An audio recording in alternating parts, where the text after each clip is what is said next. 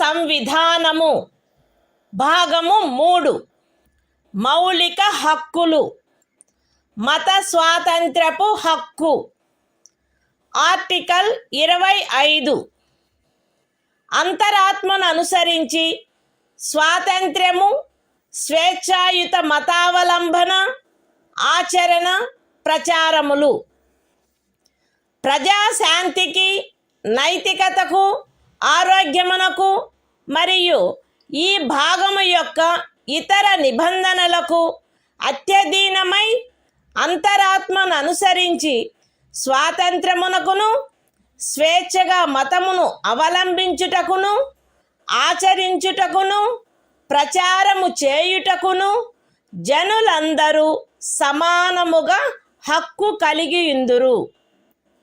ఈ అనుచ్ఛేదమునందున్నదేదియు మతాచారణకు సంబంధించిన ఏదేని ఆర్థిక విత్తీయ రాజకీయ లేక ఇతర లౌకిక కార్యకలాపమును క్రమబద్ధపరుచునదై లేక పరిమితపరుచునదై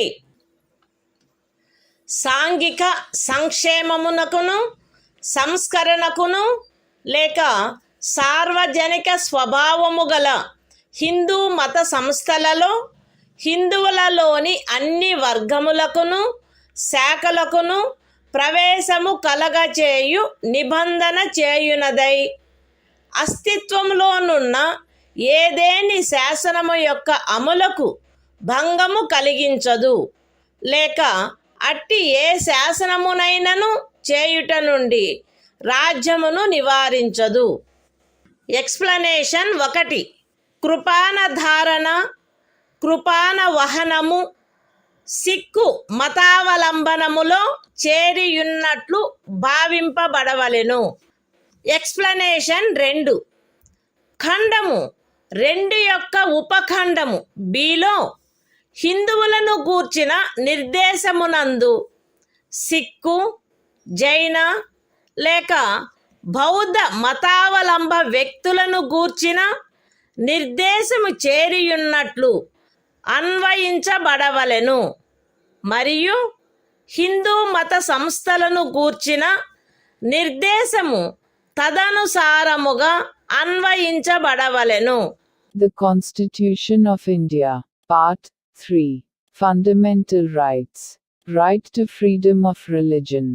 Article 25, Freedom of Conscience and Free Profession, Practice and Propagation of Religion. 1. Subject to public order, morality and health, and, to the other provisions of this part, all persons are equally entitled to freedom of conscience, and the right, freely to profess, practice, and propagate religion.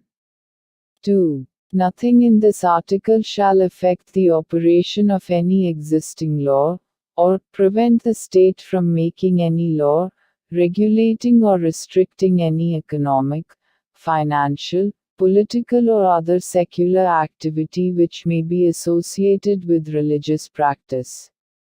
B. Providing for social welfare and reform, or the throwing open of Hindu religious institutions of a public character to all classes and sections of Hindus. Explanation 1. The wearing and carrying of kirpans shall be deemed to be included in the profession of the Sikh religion.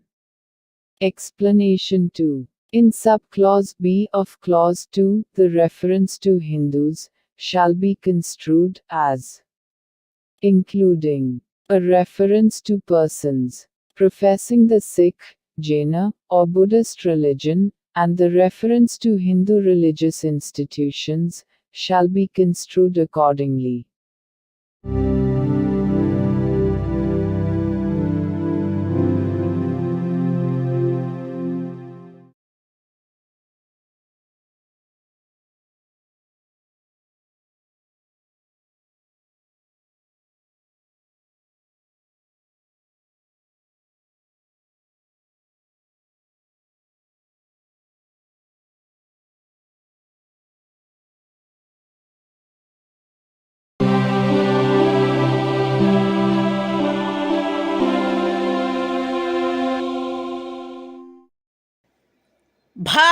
సంవిధానము భాగము 3 మౌలిక హక్కులు. మత స్వాతంత్ర్యపు హక్కు. Article 26 మత వ్యవహార నిర్వహణ స్వాతంత్ర్యము. ప్రజాశాంతికి, నైతికతకు మరియు ఆరోగ్యమునకు అత్యధీనమై ప్రతి మత శాఖ లేక అందలి ఏ ఉపశాఖైనను ఈ క్రింది హక్కును కలిగియుండును: మత మరియు ధార్మిక ప్రయోజనముల కొరకు సంస్థలను స్థాపించుట మరియు పోషించుట, మత విషయములలో స్వీయ వ్యవహారములను నిర్వహించుకొనుట, స్థిరాస్తిని మరియు చరాస్తిని కలిగియుండుట మరియు ఆర్జించుట, మరియు అట్టి ఆస్తిని శాసనమును అనుసరించి నిర్వహించుట. The Constitution of India, Part 3. Fundamental Rights.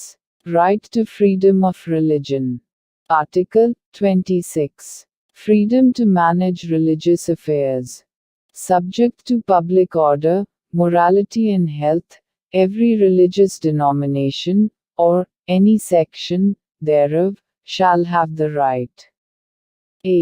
to establish and maintain institutions for religious and charitable purposes. b. to manage its own affairs, in matters of religion. c. to own, and acquire, movable and immovable property, and d.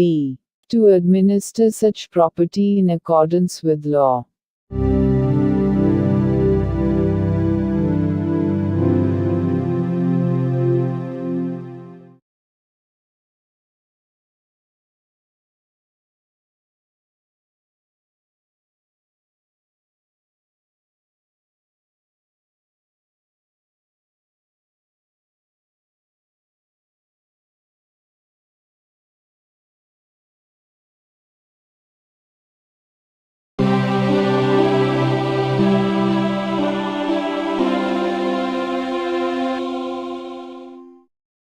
భారత సంవిధానము భాగము 3 మౌలిక హక్కులు.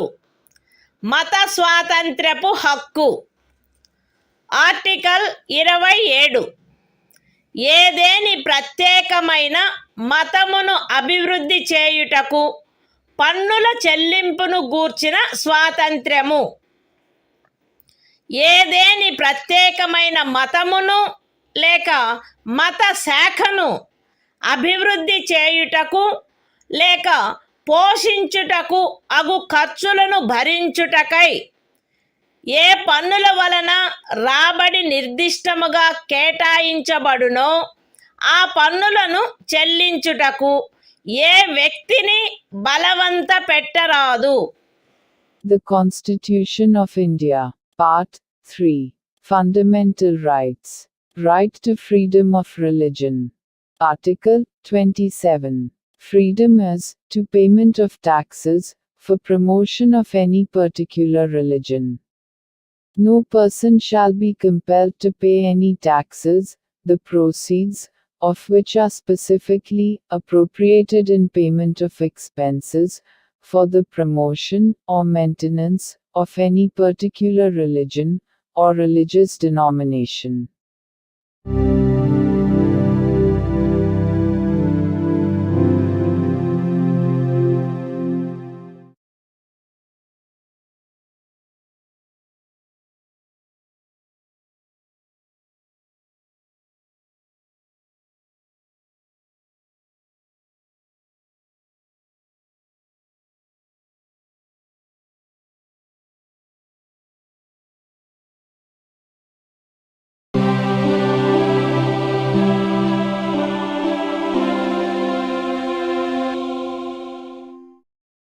భారత సంవిధానము భాగము 3 మౌలిక హక్కులు. మత స్వాతంత్ర్యపు హక్కు. ఆర్టికల్ 28 కొన్ని విద్యా సంస్థలలో మత బోధ లేక మత సంబంధమైన ఆరాధన జరుగుతున్నప్పుడు హాజరగుటను గూర్చిన స్వాతంత్ర్యము.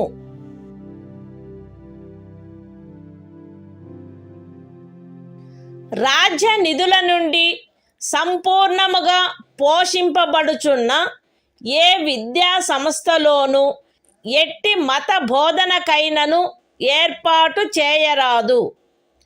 ఖండము 1లో ఉన్నదేదియు రాజ్యముచే నిర్వహింపబడుచుండి మతబోధ జరగవలెనని ఆపేక్షించు ధర్మాదాయము లేక ట్రస్ట్ కింద స్థాపించబడిన ఏ విద్యా సంస్థకును వర్తించరాదు.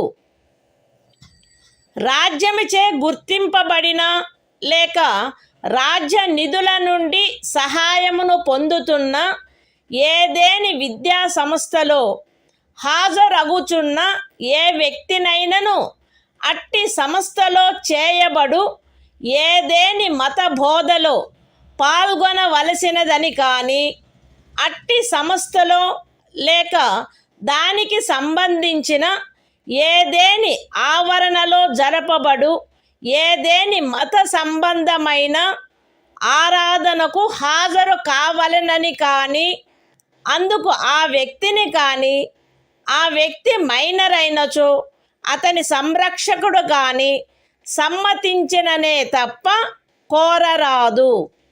The Constitution of India, Part 3. Fundamental Rights. Right to freedom of religion. Article 28. Freedom is to attendance at religious instruction, or religious worship, in certain educational institutions. 1. No religious instruction shall be provided in any educational institution, wholly maintained out of state funds. 2. Nothing in Clause 1 shall apply to an educational institution, which is administered by the state, but has been established under any endowment or trust, which requires that religious instruction shall be imparted in such institution.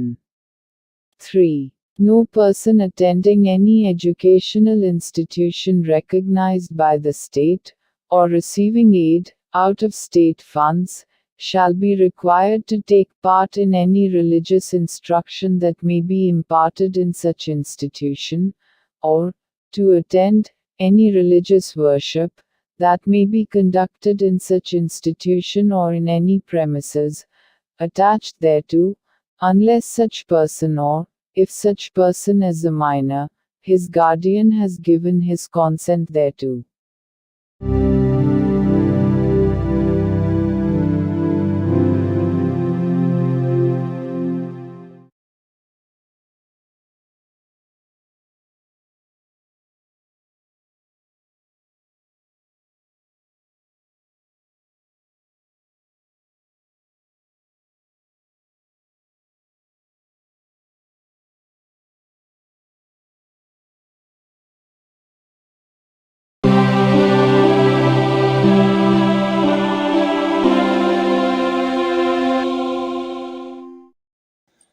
భారత సంవిధానము భాగము 3 మౌలిక హక్కులు సాంస్కృతిక మరియు విద్యా విషయక హక్కులు. Article 29 అల్పసంఖ్యాక వర్గముల యొక్క హితముల రక్షణ. భారతదేశ రాజ్య క్షేత్రములో లేక అందలి ఏ భాగములో నివసించుచున్న పౌరులలోని ఏదేని వర్గము వారు తమ విశిష్ట భాష, లిపి లేక సంస్కృతిని కలిగి ఉండినచో వారు దానిని కాపాడుకొనుటకు హక్కు కలిగి ఉందురు. రాజ్యముచే పోషింపబడుచున్న లేక రాజ్య నిధుల నుండి సహాయము పొందుచున్న ఏ విద్యా సంస్థలోనైనను కేవలము మతము, జాతి, కులము, భాష కారణములను బట్టి కానీ వాటిలో దేనిని బట్టి కానీ ఏ పౌరునికైనను ప్రవేశము నిరాకరించబడరాదు. The Constitution of India, Part 3. Fundamental Rights. Cultural and Educational Rights. Article 29. Protection of interests of minorities. 1. Any section of the citizens residing in the territory of India, or any part thereof having a distinct language, script, or culture of its own, shall have the right to conserve the same.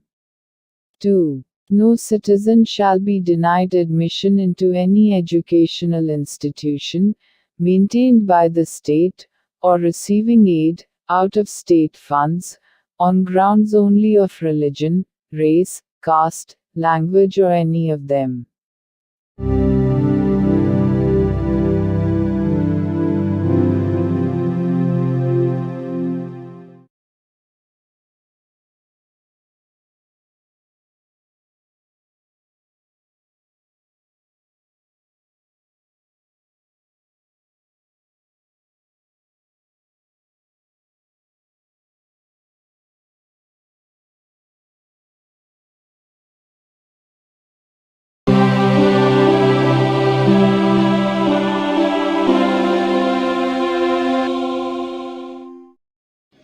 భారత సంవిధానము భాగము 3 మౌలిక హక్కులు సాంస్కృతిక మరియు విద్యా విషయక హక్కులు article 30 విద్యా సంస్థలను స్థాపించుటకు మరియు నిర్వహించుటకు అల్పసంఖ్యాక వర్గములకు గల హక్కు మత ప్రాతిపదికపై కానీ భాషా ప్రాతిపదికపై కానీ ఏర్పడిన అల్పసంఖ్యాక వర్గముల వారందరూ తమకు అభీష్టమైన విద్యా సంస్థలను స్థాపించుకొనుటకును నిర్వహించుకొనుటకును హక్కు కలిగియుందురు. ఖండము 1లో నిర్దేశింపబడిన అల్పసంఖ్యాక వర్గముచే స్థాపింపబడి నిర్వహింపబడుతున్న ఒక విద్యా సంస్థ యొక్క ఏదేని ఆస్తిని నిర్బంధముగా అధ్యార్థించుటను నిబంధించు ఏదేని శాసనము చేయుటలో అట్టి ఆస్తి అధ్యార్జన కొరకు అట్టి శాసనము ద్వారా నియతము చేయబడిన లేక దాని కింద నిర్ధారించబడిన మొత్తము ఆ ఖండము క్రింద హామీ ఇవ్వబడిన హక్కును పరిమితపరచకుండునట్లు లేక రద్దుపరచకుండునట్లు రాజ్యము కట్టుదిట్టము చేయవలెను. విద్యా సంస్థలకు సహాయము చేయు సందర్భములలో మత ప్రాతిపదికపై లేక భాషా ప్రాతిపదికపై ఏర్పడిన అల్పసంఖ్యాక వర్గము యొక్క నిర్వహణలో ఉన్నదను కారణమును బట్టి ఏ విద్యా సంస్థకు విరుద్ధముగాను రాజ్యము విచక్షణ చేయరాదు. The Constitution of India, Part 3. Fundamental Rights.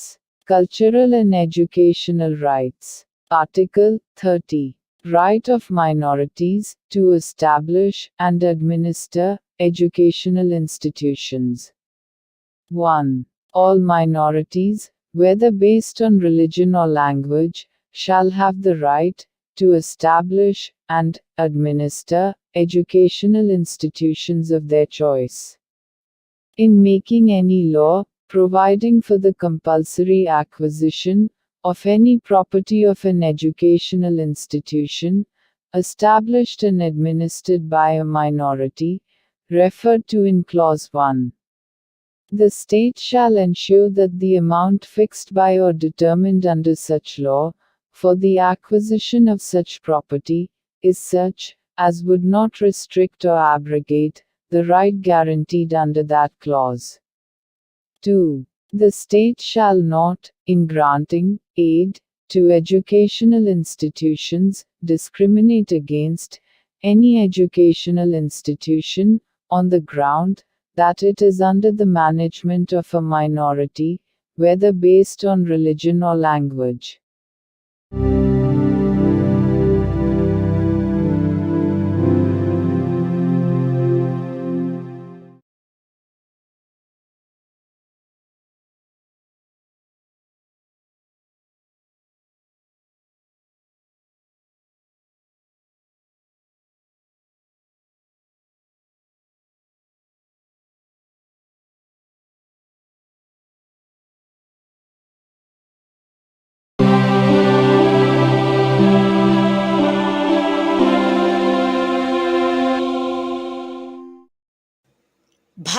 సంవిధానము.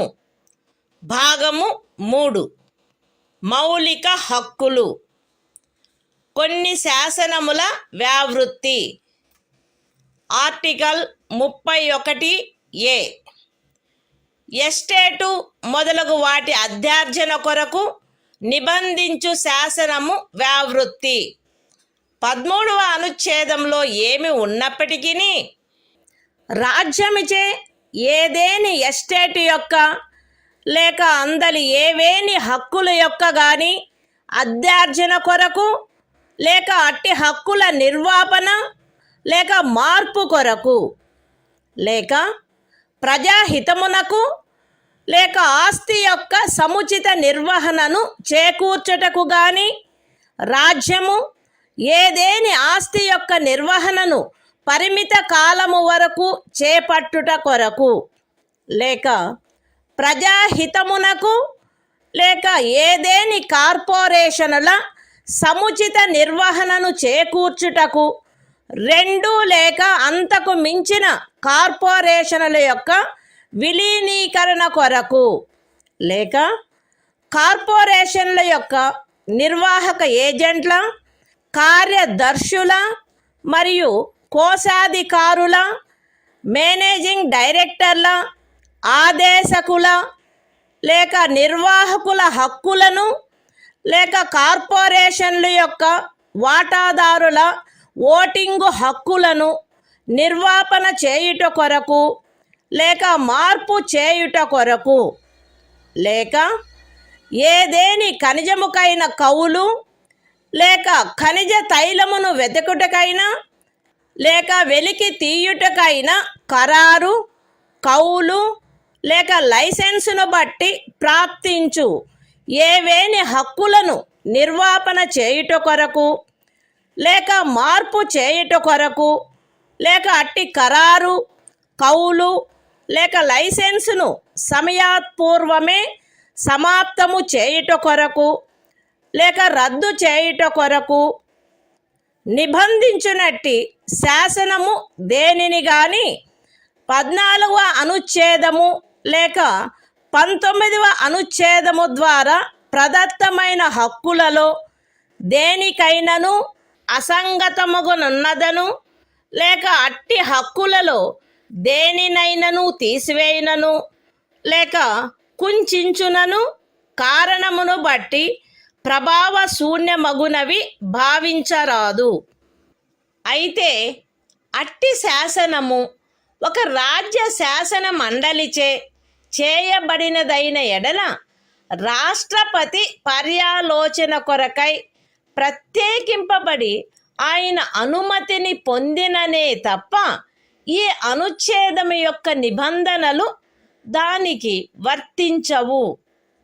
అంతేకాక రాజ్యముచే ఏదేని ఎస్టేటు అధ్యార్జింపబడుటకు ఏదేని శాసనము నిబంధన చేయునెడల మరియు ఆ ఎస్టేటులో చేరిన ఏదేని భూమి ఒక వ్యక్తి యొక్క స్వంత సేద్యము క్రిందయున్న ఎడల అట్టి అధ్యార్జనకు సంబంధించిన శాసనములో మార్కెట్ విలువకు తగ్గని రేటు చొప్పున నష్టపరిహారము చెల్లించుటకు నిబంధనలున్ననే తప్ప తత్సమయమున అమలులోనున్న ఏదేని శాసనము క్రింద అతడికి వర్తించడి గరిష్ట పరిమితి లోపు ఉన్న భూమిలోని ఏదేని భూభాగము కానీ దానిపై గల లేక దానికి చెంది ఉన్న ఏదేని భవనము కానీ కట్టడము కానీ రాజ్యముచే అధ్యార్జింపబడుట శాసన సమ్మతము కాదు. ఈ అనుచ్ఛేదములో ఏదేని స్థానిక ప్రాంతము విషయమున ఎస్టేటు అను పదము ఆ ప్రాంతమునందు అమలులోనున్న భూమి కౌళ్లకు సంబంధించి అస్తిత్వంలోనున్న శాసనములో ఆ పదమునకు గాని స్థానీయ తుల్య పదమునకు గాని ఏ అర్థము కలదో ఆ అర్థమునే కలిగియుండును మరియు అందు ఈ క్రిందివి కూడా చేరియుండును. ఏదేని జాగీరు, ఇనాం లేక మౌఫీ లేక ఇతరమైన తాదృశ అనుదానము మరియు తమిళనాడు కేరళ రాజ్యములలో ఏదేని జన్మం హక్కు రైతువారీ సెటిల్మెంట్ కింద కలిగి ఉన్న ఏదేని భూమి బంజరు భూమి అటవీ భూమి పచ్చిక బయళ్ళ భూమి లేక కర్షకులు లేక వ్యవసాయ కూలీలు మరియు చేతి వృత్తుల వారు ఆక్రమించుకొనిన భవనములు మరియు ఇతర కట్టడములు ఉన్న స్థలములతో సహా వ్యవసాయ లేక తత్సహాయక ప్రయోజనముల కొరకు ఎవరేని కలిగియున్న లేక ఎవరికేని కౌలుకు ఇవ్వబడిన ఏదేని భూమి ఎస్టేట్ విషయమున హక్కులు అను పదమునందు ప్రొప్రైటరు సబ్ ప్రొప్రైటరు అపర ప్రొప్రైటరు ధారణాధికారి రైతు లేక రైతు కింది రైతు లేక ఇతర మధ్యస్థుని యందు నిహితమయ్యుండు ఏవైనా హక్కులు మరియు భూమి శిస్తును గూర్చిన ఏవైనా హక్కులు లేక విశేషాధికారములు చేరియుండును. The Constitution of India, Part 3, Fundamental Rights, Saving of Certain Laws. Article 31A. Saving of laws providing for acquisition of estates, etc. Notwithstanding anything contained in Article 13, no law providing for the acquisition by the state of any estate or of any rights therein, or the extinguishment or modification of any such rights, or the taking over of the management of any property by the state, for a limited period, either in the public interest, or in order to secure the proper management of the property, or the amalgamation of two or more corporations, either in the public interest, or in order to secure the proper management of any of the corporations, or the extinguishment or modification of any rights of managing agents, secretaries and treasurers, managing directors, or managers of corporations, or of any voting rights of shareholders thereof, or the extinguishment or modification of any rights accruing by virtue of any agreement, lease or license for the purpose of searching for, or winning, any mineral or mineral oil, or the premature termination or cancellation of any such agreement, lease or license, shall be deemed to be void on the ground that it is inconsistent with, or takes away or abridges, any of the rights conferred by Article 14 or Article 19. Provided that, where such law is a law, made by the legislature of a state, the provisions of this article shall not apply thereto, unless such law, having been reserved for the consideration of the President, has received his assent. Provided further, that, where any law, makes any provision for the acquisition by the state, of any estate and where any land comprised therein is held by a person under his personal cultivation, it shall not be lawful for the state to acquire any portion of such land, as is within the ceiling limit, applicable to him under any law for the time being in force, or any building or structure standing thereon or tenant thereto, unless the law relating to the acquisition of such land, building or structure, provides for payment of compensation, at a rate, which shall not be less than the market value thereof. In this article, the expression estate shall, in relation to any local area, have the same meaning as that expression, or its local equivalent has in the existing law, relating to land tenures in force, in that area, and shall also include any jagir, inam, or mu fee, or other similar grant. And, in the states of Tamil Nadu and Kerala, any Janmam right. Any land held under Ryotwari settlement. Any land held, or let for purposes of agriculture, or for purposes ancillary thereto, including waste land, forest land, land for pasture, or sites of buildings, and other structures occupied by cultivators of land, agricultural laborers, and village artisans. The expression, rights, in relation to an estate, shall include any rights vesting in a proprietor, subproprietor, underproprietor, tenureholder, rayat, under rayat, or other intermediary, and any rights, or privileges in respect of land revenue.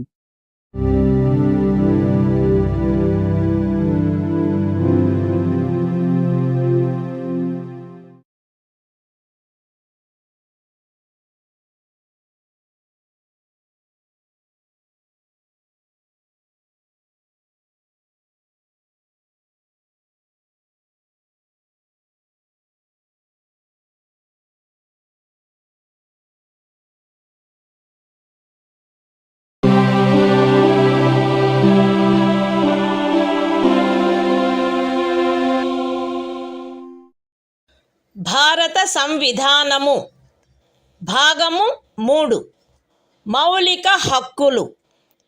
కొన్ని శాసనముల వ్యావృత్తి.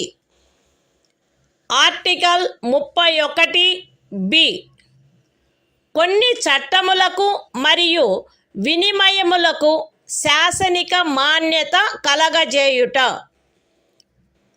31 అనుచ్ఛేదములో గల నిబంధనల సాధారణతకు భంగము కలగకుండా 9వ అనుసూచిలో నిర్దిష్టపరచబడిన ఏవేని చట్టములు, నియమములు, వాటి యొక్క ఏవేని నిబంధనలు, అట్టి చట్టము, నియమము లేక నిబంధనను ఈ భాగంలోని ఏవేని నిబంధనల ద్వారా ప్రదత్తమైన ఏవేని హక్కులకు అసంగతముగా నున్నదను, లేక ఆ హక్కులలో దేనినైనను తీసివేయుచున్నదను, లేక కుంచుచున్నదను ఆధారముపై ప్రభావశూన్యమైనదని గాని, ఎప్పుడైనను ప్రభావశూన్యమై యుండినదని గాని భావించరాదు.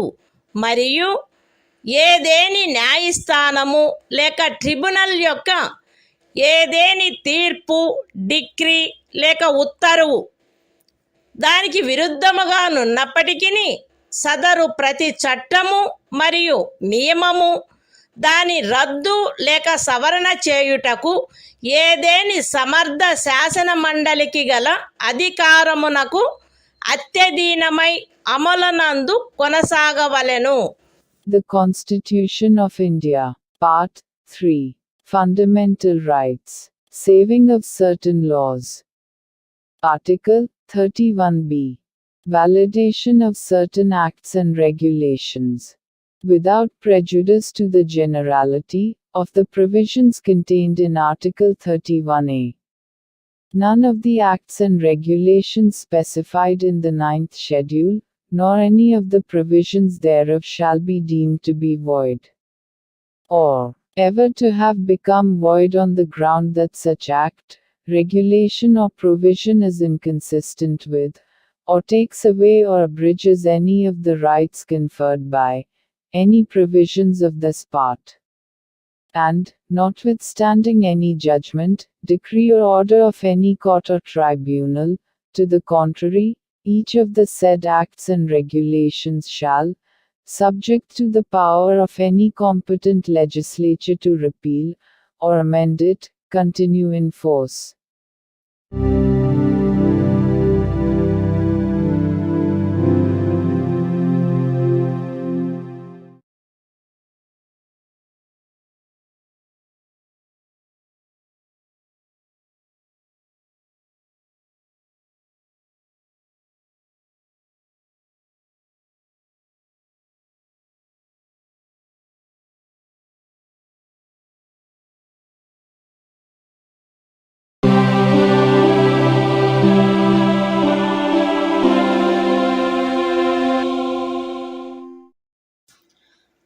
భారత సంవిధానము భాగము 3 మౌలిక హక్కులు.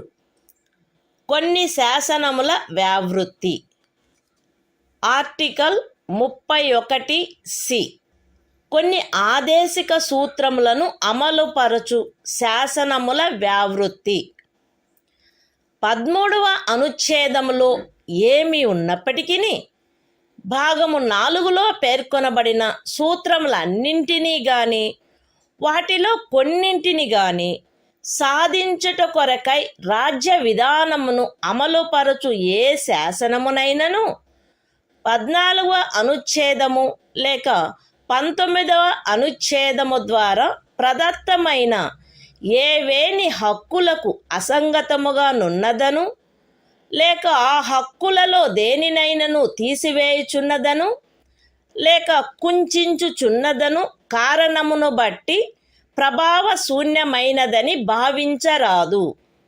మరియు ఆ శాసనమందు అది అట్టి విధానమును అమలుపరచుట కొరకైనదను ప్రఖ్యానమున్నచో అది అట్టి విధానమును అమలుపరచదను కారణమును బట్టి ఏ న్యాయస్థానములోనూ ప్రష్టవ్యము కారాదు.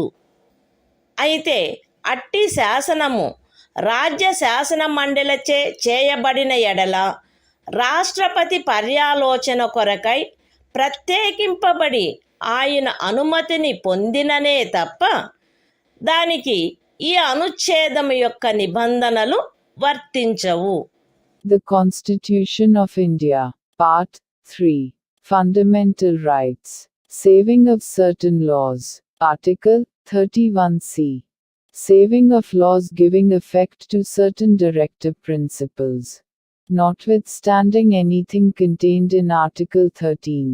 No law giving effect to the policy of the state towards securing all or any of the principles laid down in Part 4 shall be deemed to be void, on the ground that it is inconsistent with, or takes away or abridges any of the rights conferred by Article 14 or Article 19. And no law containing a declaration that it is for giving effect to such policy shall be called in question in any court, on the ground that it does not give effect to such policy, provided that, where such law is made by the legislature of a state, the provisions of this article shall not apply thereto, unless such law, having been reserved for the consideration of the President, has received his assent.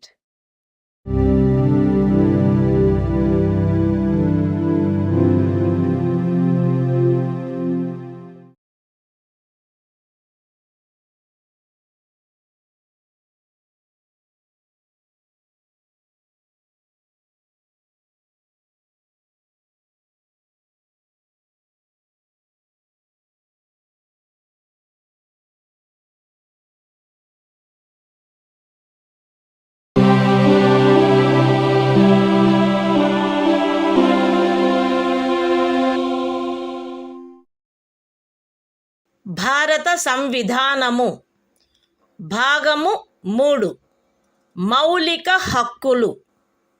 సంవిధానిక ప్రత్యుపాయములకు హక్కు.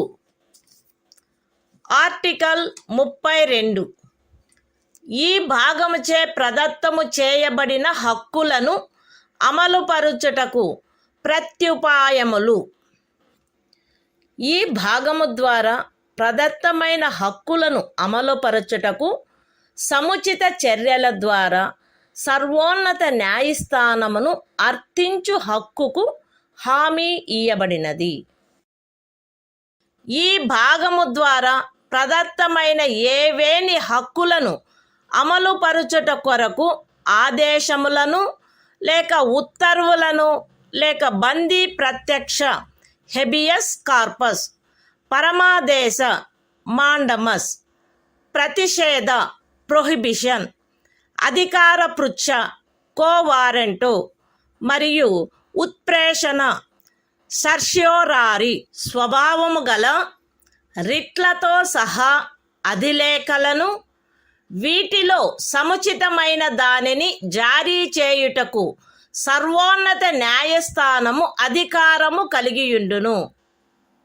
ఖండములు 1 మరియు 2 ద్వారా సర్వోన్నత న్యాయస్థానమునకు ప్రదత్తమైన అధికారములకు భంగము కలగకుండా ఖండము 2 క్రింద సర్వోన్నత న్యాయస్థానముచే వినియోగింపబడదగు అధికారముల అన్నిటినీ కానీ వాటిలో దేనినైనను కానీ ఏదేని ఇతర న్యాయస్థానమునకు దాని అధికారిత యొక్క స్థానిక హద్దులలో వినియోగించు అధికారమును శాసనము ద్వారా పార్లమెంటు వసగవచ్చును.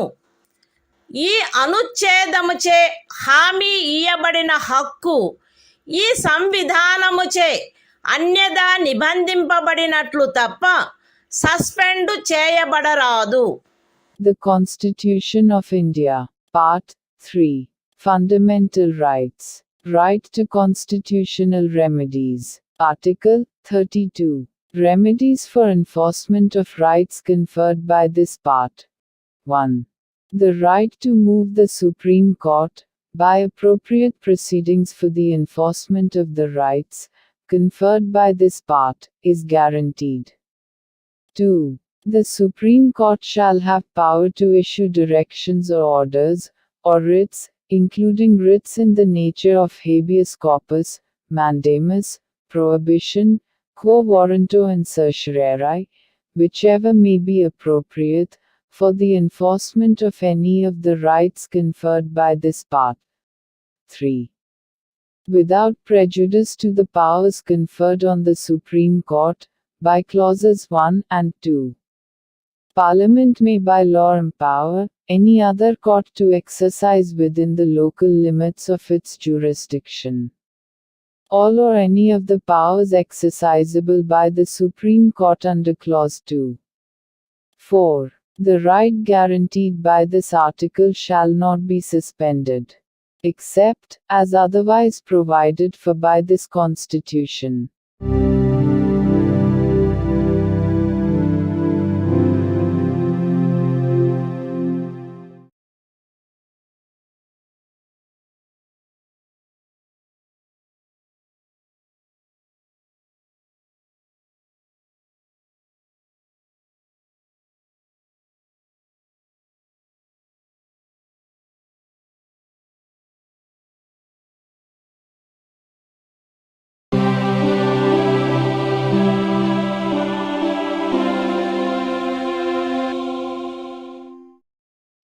భారత సంవిధానము భాగము 3 మౌలిక హక్కులు సంవిధానిక ప్రత్యుపాయములకు హక్కు.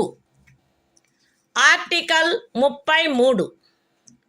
ఈ భాగము ద్వారా ప్రదత్తమైన హక్కులను సాయుధ బలములు మొదలగు వాటికి వర్తింపచేయునప్పుడు మార్చుటకు పార్లమెంటుకు గల అధికారము. ఈ భాగము ద్వారా ప్రదత్తమైన హక్కులలో వేటినైనను సాయుధ బలములకు చెందిన సభ్యులకు లేక ప్రజాశాంతిని కాపాడు భారము వహించిన సాయుధ బలములకు చెందిన సభ్యులకు లేక గుప్త సమాచారము కొరకు లేక ఎదురు గుప్త సమాచారము కొరకు రాజ్యముచే స్థాపించబడిన ఏదేని బ్యూరోలో లేదా ఇతర వ్యవస్థలో నియమించబడిన వ్యక్తులకు లేక ఏ నుండి సి వరకు గల ఖండములలో నిర్దేశింపబడిన ఏదేని సాయుధ బలము బ్యూరో లేక వ్యవస్థ కొరకై ఏర్పాటు చేసిన టెలికమ్యూనికేషన్ వ్యవస్థలలో నియమించబడిన లేదా వాటికి సంబంధించిన వ్యక్తులకు వర్తింపచేయుటలో వారి సముచిత కర్తవ్య నిర్వహణను వారి మధ్య క్రమశిక్షణను కట్టుదిట్టము చేయుటకై ఆ హక్కులు ఎంత మేరకు పరిమితపరచబడవలెనో లేక రద్దు చేయబడవలెనో పార్లమెంటు శాసనము ద్వారా నిర్ధారణ చేయవచ్చును. The Constitution of India. Part 3. Fundamental Rights. Right to constitutional remedies. Article 33. Power of Parliament to modify the rights conferred by this part in their application to forces, etc. Parliament may by law determine to what extent any of the rights conferred by this part shall, in their application to the members of the armed forces, or the members of the forces charged with the maintenance of public order, or persons employed in any bureau or other organization established by the state for purposes of intelligence or counterintelligence, or person employed in or in connection with the telecommunication systems set up for the purposes of any force, bureau, or organization referred to in clauses A to C, be restricted or abrogated so as to ensure the proper discharge of their duties and the maintenance of discipline among them.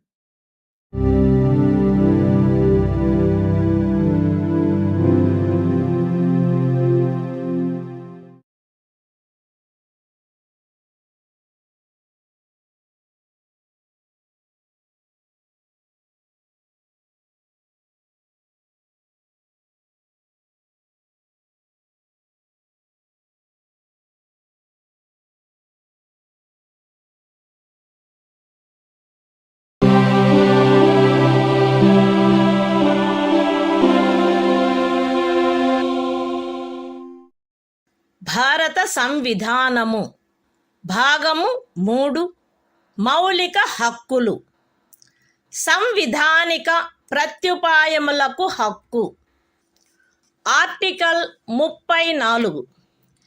ఏదేని ప్రాంతములో సైనిక శాసనము అమలులోనున్నప్పుడు ఈ భాగము ద్వారా ప్రదత్తమైన హక్కులపై నిర్బంధన.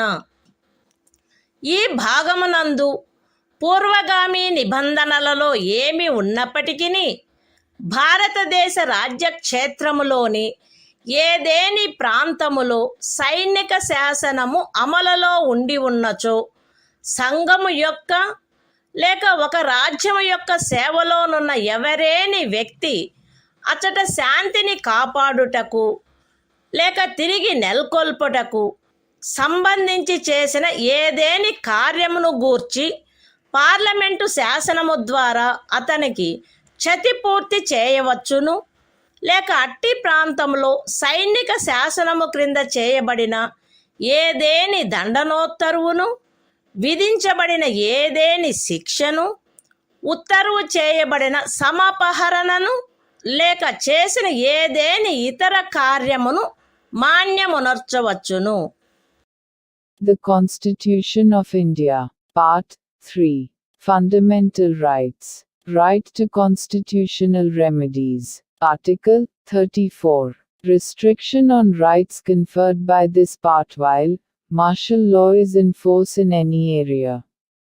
Notwithstanding anything in the foregoing provisions of this part, Parliament may, by law, indemnify any person, in the service of the Union, or of a state, or any other person, in respect of any act done by him, in connection with the maintenance or restoration of order, in any area within the territory of India, where martial law was in force, or validate any sentence passed, punishment inflicted, forfeiture ordered, or other act done under martial law in such area.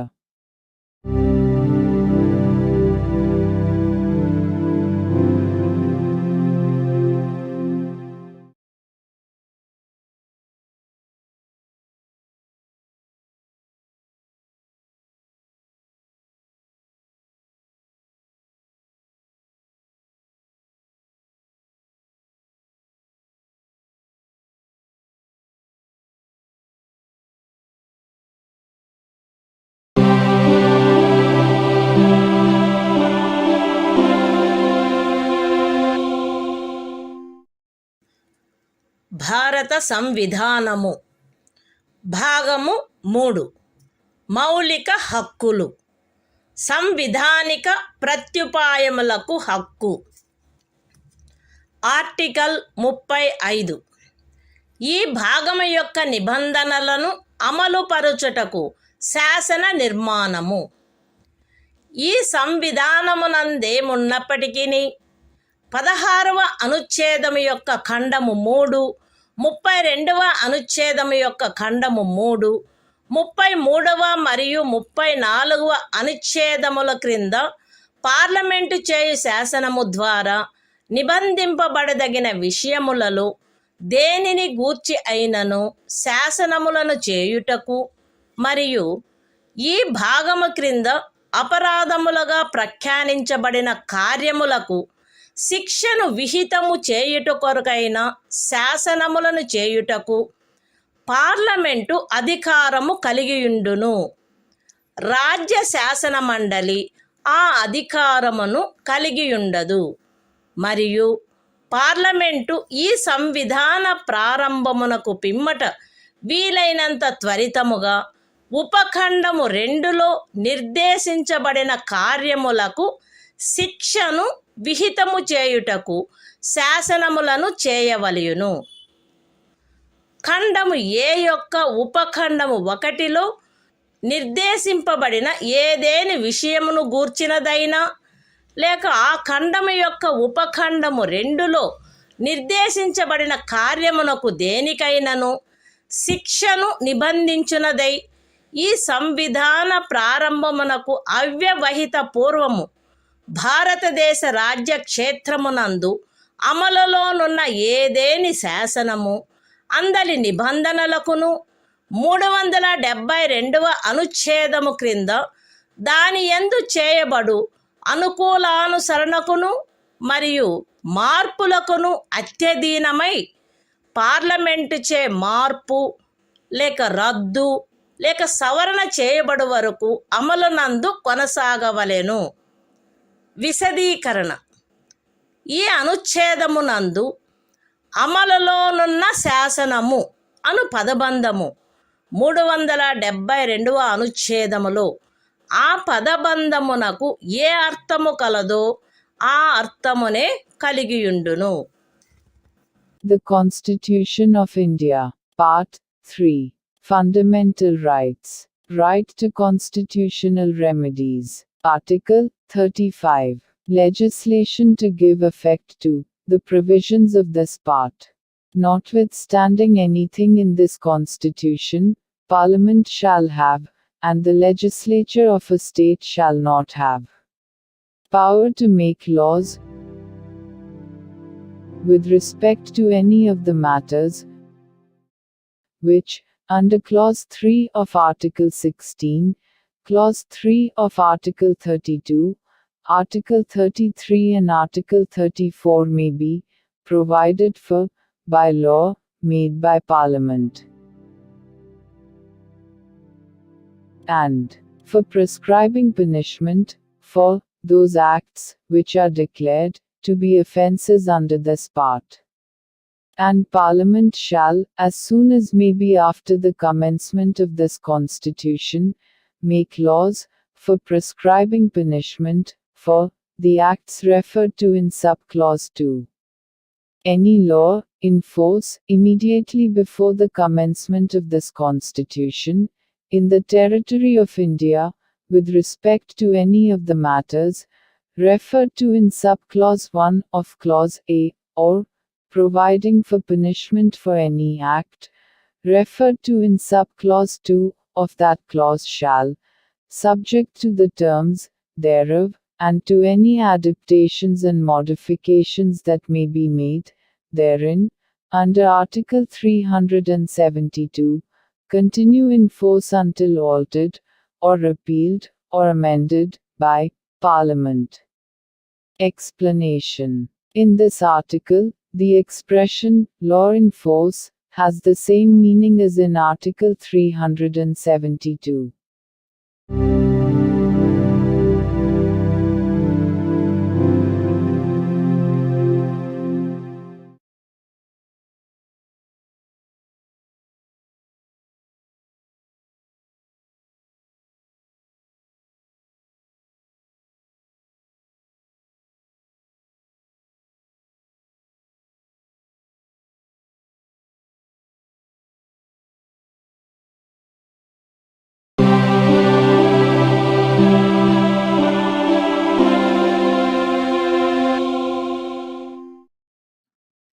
భారత సంవిధానము భాగము 4 రాజ్య విధానము యొక్క ఆదేశిక సూత్రములు. Article 36. ఈ భాగంలో సందర్భము అన్యదా అపేక్షించననే తప్ప రాజ్యము అను పదము భాగము 3లో అర్థము కలదో ఆ అర్థమునే కలిగియుండును. The Constitution of India, Part 4, Directive Principles of State Policy. Article 36. Definition. In this part, unless the context otherwise requires, the state has the same meaning as in Part 3.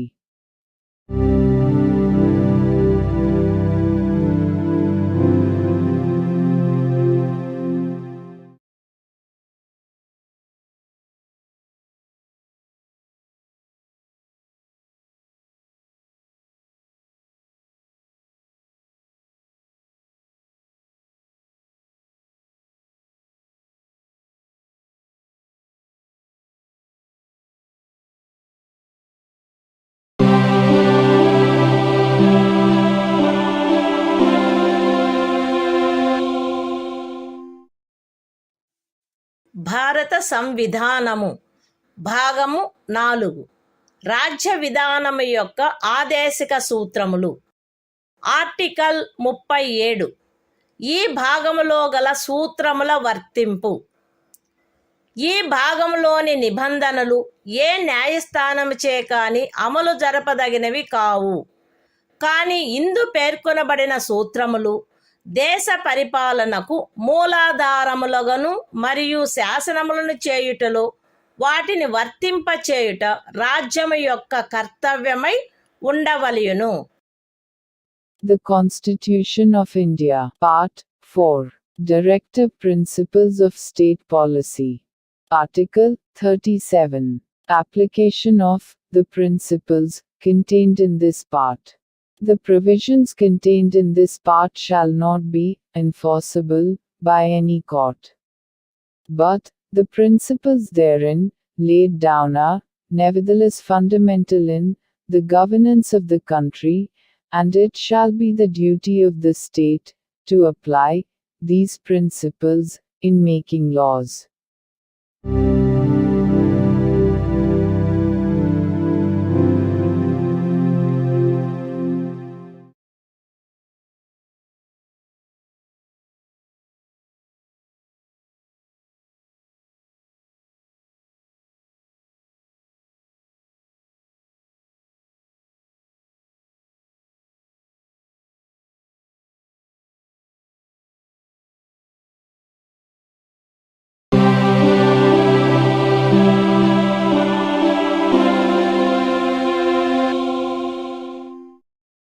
భారత సంవిధానము భాగము 4 రాజ్య విధానము యొక్క ఆదేశిక సూత్రములు.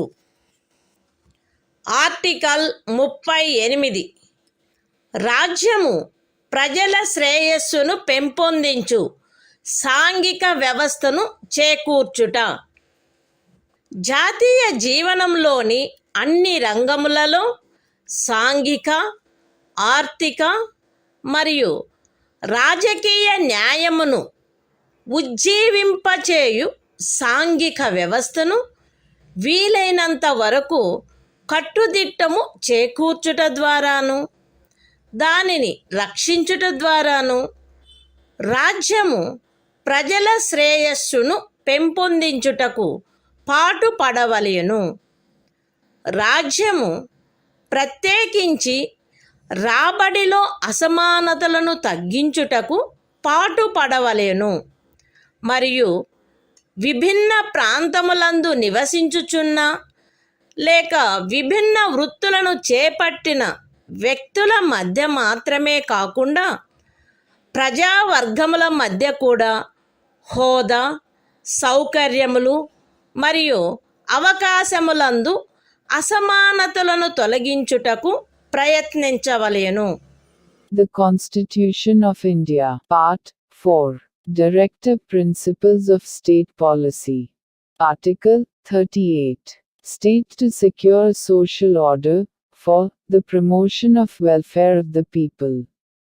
The state shall strive to promote the welfare of the people by securing and protecting as effectively as it may a social order in which justice, social, economic, and political shall inform all the institutions of the national life.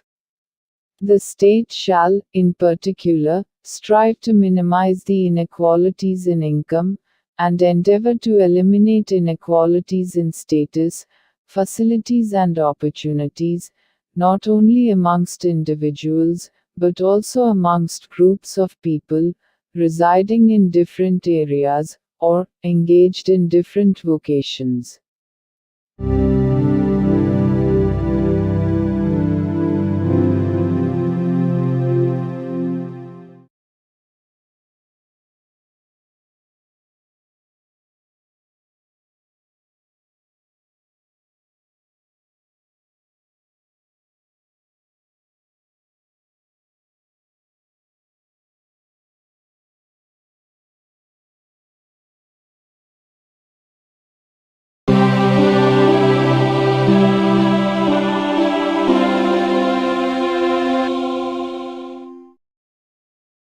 భారత సంవిధానము భాగము 4 రాజ్య విధానము యొక్క ఆదేశిక సూత్రములు. Article 39. రాజ్యము అనుసరించవలసిన కొన్ని విధాన సూత్రములు.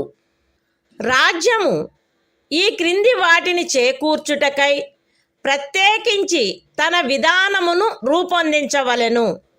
అవేవనగా, స్త్రీ పురుష భేదము లేకుండా పౌరులు తగిన జీవనోపాధి సాధనములకు హక్కు కలిగియుండుట, జనులందరి ఉమ్మడి మేలును అత్యుత్తముగా సమకూర్చునట్లు సమాజపు భౌతిక వనరుల సామ్యమును మరియు నియంత్రణను పంపిణీ చేయుట, ఆర్థిక వ్యవస్థ యొక్క ప్రవృత్తి వలన జనసామాన్యమునకు హానికరమగునట్లుగా ఐశ్వర్యము, ఉత్పాదన సాధనములు కేంద్రీకృతము కాకుండుట, స్త్రీ పురుషులు ఉభయులకు సమానమైన పనికి సమానమైన వేతనము లభించుట, స్త్రీ పురుష కార్మికుల ఆరోగ్యము, శరీర దారుఢ్యము మరియు పిల్లల సుకుమారత్వము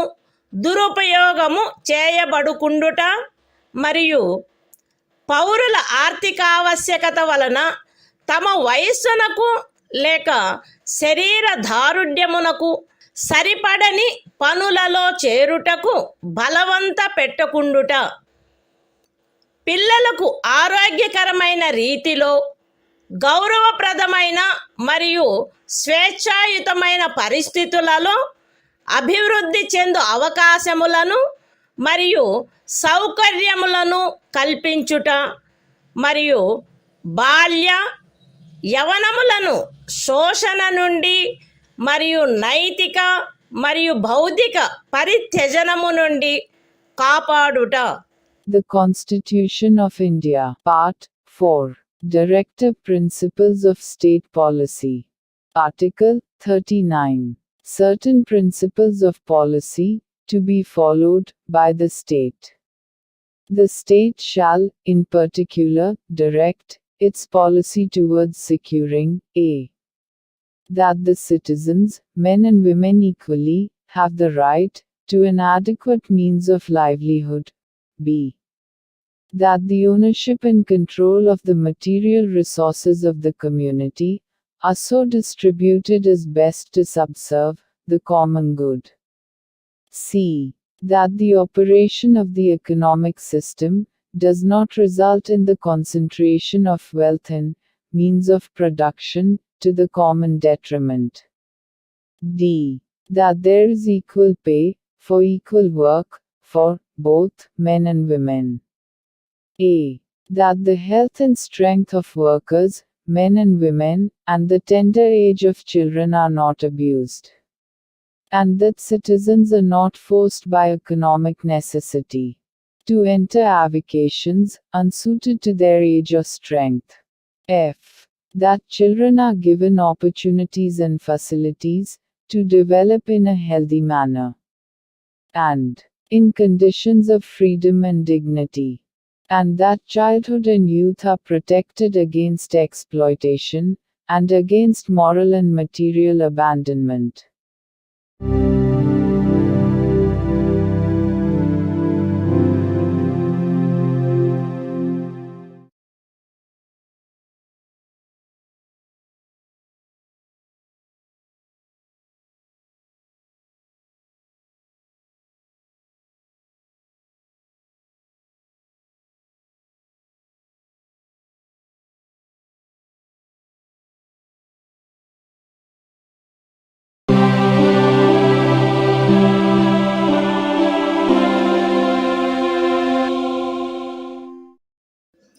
భారత సంవిధానము భాగము 4 రాజ్య విధానము యొక్క ఆదేశక సూత్రములు. ఆర్టికల్ 39A సమాన న్యాయము, ఉచిత న్యాయవాద సహాయము. శాసన వ్యవస్థ ప్రవృత్తి సమానావకాశ ప్రాతిపదికపై న్యాయమును చేకూర్చు రీతిలో నిర్వహించబడినట్లు రాజ్యము కట్టుదిట్టము చేయవలెను. మరియు ప్రత్యేకముగా ఏ పౌరునికైనను ఆర్థిక లేక ఇతర అసక్తతల కారణమున న్యాయమును పొందు అవకాశములు అలభ్యము కాకుండునట్లు కట్టుదిట్టము చేయుటకై తగిన శాసన నిర్మాణమును లేక పథకముల ద్వారా గాని ఏదేని ఇతర విధముగా గాని ఉచిత న్యాయవాద సహాయమును సమకూర్చవలెను. The Constitution of India, Part 4, Directive Principles of State Policy. Article 39A. Equal justice and free legal aid. The state shall secure that the operation of the legal system promotes justice on a basis of equal opportunity, and shall, in particular, provide free legal aid by suitable legislation or schemes, or in any other way to ensure that opportunities for securing justice are not denied to any citizen by reason of economic or other disabilities.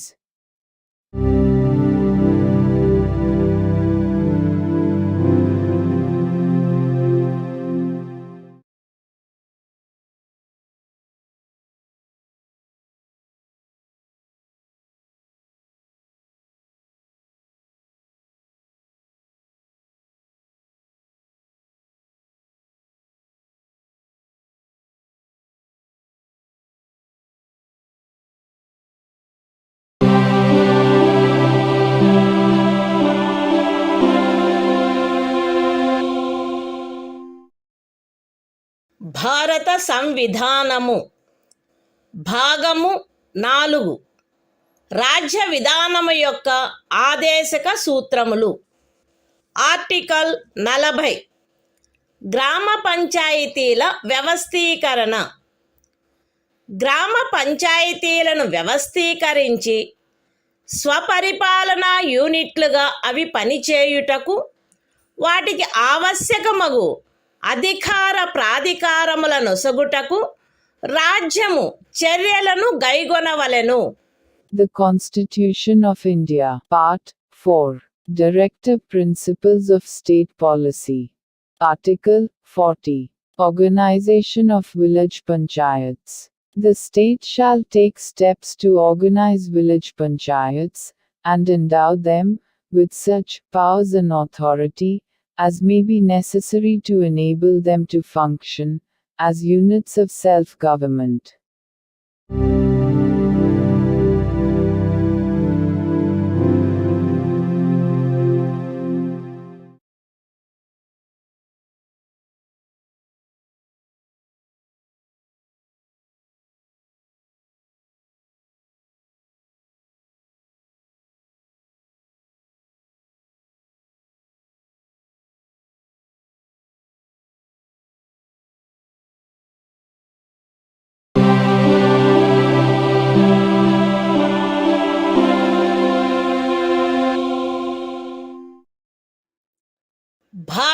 సంవిధానము భాగము 4 రాజ్య విధానము యొక్క ఆదేశక సూత్రములు. Article 41 పనికి విద్యకు కొన్ని సందర్భములలో ప్రజా సహాయమునకు హక్కు. రాజ్యము దాని ఆర్థిక స్తోమత మరియు అభివృద్ధి పరిమితుల మేరకు పనిచేయు హక్కును, విద్య నేర్చుకొను హక్కును మరియు నిరుద్యోగము, వృద్ధాప్యము, అనారోగ్యము, అంగవైకల్యము మరియు ఇతర విధములైన అకారణ దారిద్ర్యము కలిగిన సందర్భములలో ప్రజా సహాయమును పొందు హక్కును చేకూర్చుటకై కట్టుదిట్టమైన ఏర్పాటు చేయవలెను. The Constitution of India, Part 4, Directive Principles of State Policy. Article 41, Right to work, to education, and to public assistance, in certain cases. The state shall, within the limits of its economic capacity and development, make effective provision for securing the right to work, to education, and to public assistance, in cases of unemployment, old age, sickness, and disablement, and in other cases of undeserved want.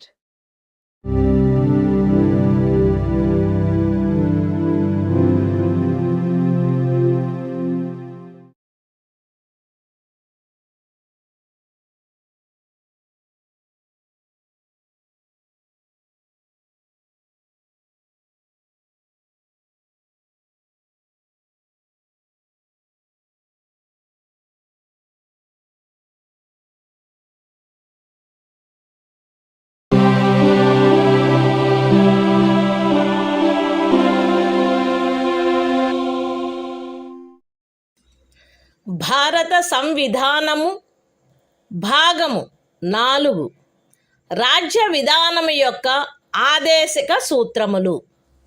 Article 42 పని విషయమున న్యాయమైన మరియు మానవోచితమైన పరిస్థితులకు మరియు ప్రసూతి సహాయమునకు ఏర్పాటు. రాజ్యము పనిచేయు విషయమున న్యాయమైన మరియు మానవోచితమైన పరిస్థితులను, ప్రసూతి సహాయమును చేకూర్చుటకు ఏర్పాటు చేయవలెను. The Constitution of India, Part 4, Directive Principles of State Policy. Article 42, Provision for just and humane conditions of work, and maternity relief. The state shall make provision for securing just and humane conditions of work, and for maternity relief.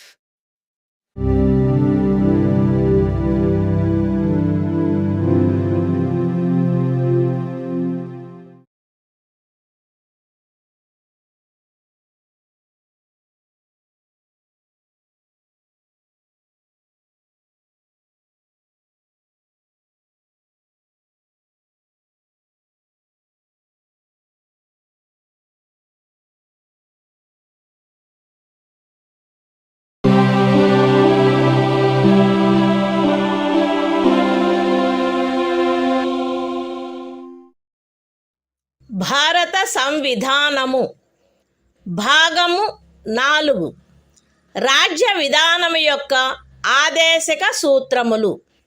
Article 43 కార్మికులకు జీవన భృతి మొదలగునవి. రాజ్యము తగిన శాసన నిర్మాణము ద్వారా లేక ఆర్థిక వ్యవస్థాపన ద్వారా లేక మరే విధముగానైనా వ్యవసాయ, పారిశ్రామిక లేక ఇతర కార్మికులందరికీ పనిని, జీవన భృతిని మరియు సముచిత జీవన స్థాయిని, విశ్రాంతి మరియు సాంఘిక సాంస్కృతిక అవకాశముల పూర్తి వినియోగమును చేకూర్చునట్టి పని పరిస్థితులను కల్పించుటకు ప్రయత్నించవలెను. మరియు ప్రత్యేకించి గ్రామీణ ప్రాంతములలో వైయక్తిక ప్రాతిపదికపై లేక సహకార ప్రాతిపదికపై కుటీర పరిశ్రమలను పెంపొందింపచేయుటకు ప్రయత్నించవలెను. The Constitution of India, Part 4. Directive Principles of State Policy. Article 43. Living wage, etc., for workers. The state shall endeavor to secure, by suitable legislation, or economic organization or in any other way, to all workers, agricultural, industrial or otherwise, work, a living wage, conditions of work ensuring a decent standard of life, and full enjoyment of leisure, and social and cultural opportunities, and, in particular, the state shall endeavor to promote cottage industries, on an individual or cooperative basis, in rural areas.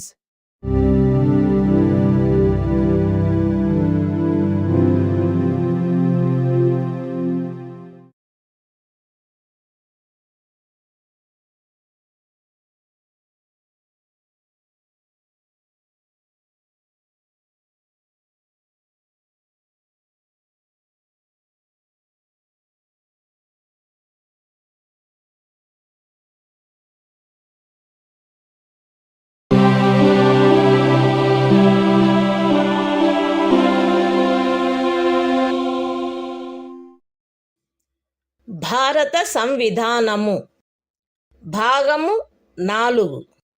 రాజ్య విధానము యొక్క ఆదేశిక సూత్రములు. Article 43A. పరిశ్రమల నిర్వహణలో కార్మికులు పాల్గొనుట. రాజ్యము తగిన శాసన నిర్మాణము ద్వారా లేక ఏదేని ఇతర విధముగా ఏదేని పరిశ్రమలో నిమగ్నమైన సంస్థల వ్యవస్థాపన లేక ఇతర వ్యవస్థల నిర్వహణలో కార్మికులు పాల్గొనున్నట్లు చర్యలు తీసుకొనవలెను. The Constitution of India, Part 4. Directive Principles of State Policy. Article 43A. Participation of workers in management of industries. The state shall take steps, by suitable legislation or in any other way, to secure the participation of workers in the management of undertakings, establishments, or other organizations engaged in any industry.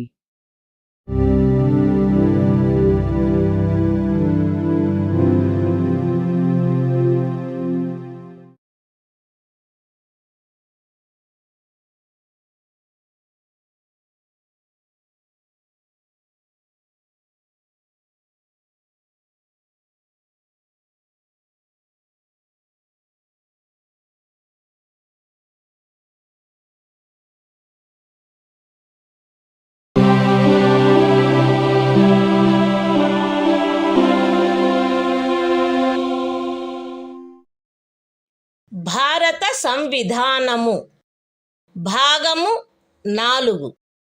రాజ్య విధానము యొక్క ఆదేశక సూత్రములు. Article 43B. సహకార సంఘముల ప్రవర్ధనము. రాజ్యము సహకార సంఘములు స్వచ్ఛందముగా రూపొందించుటకు, స్వాయత్తముగా కృత్యములు నిర్వహించుటకు, ప్రజాస్వామ్య నియంత్రణ మరియు వృత్తిపరమై యాజమాన్యమును ప్రోత్సహించుటకు ప్రయత్నించవలెను. The Constitution of India, Part 4. Directive Principles of State Policy. Article 43B. Promotion of cooperative societies. The state shall endeavor to promote voluntary formation, autonomous functioning, democratic control and professional management of cooperative societies.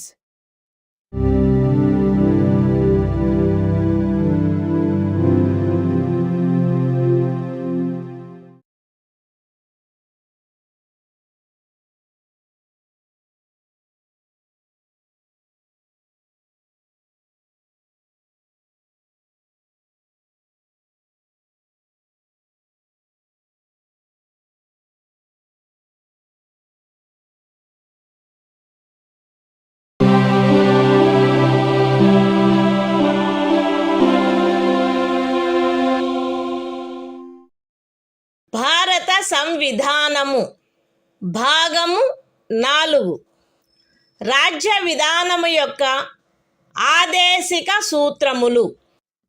Article 44 పౌరులందరకు ఏకరూపమైన civil Smriti.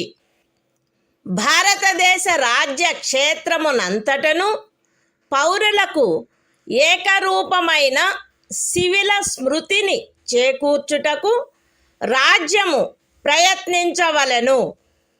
The Constitution of India, Part 4, Directive Principles of State Policy.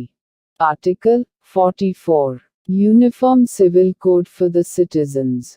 The state shall endeavor to secure for the citizens a uniform civil code throughout the territory of India.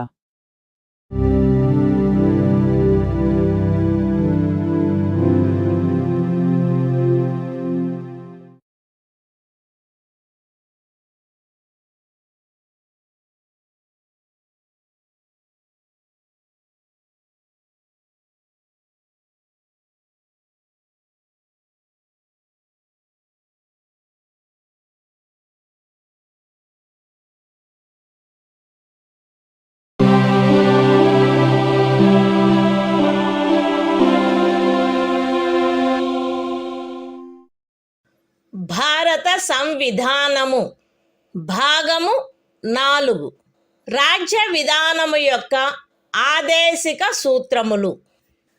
Article 45 6 సంవత్సరముల లోపు బాలలందరికీ బాల్య ప్రారంభంలో సంరక్షణ మరియు విద్యను ఏర్పాటు చేయుట.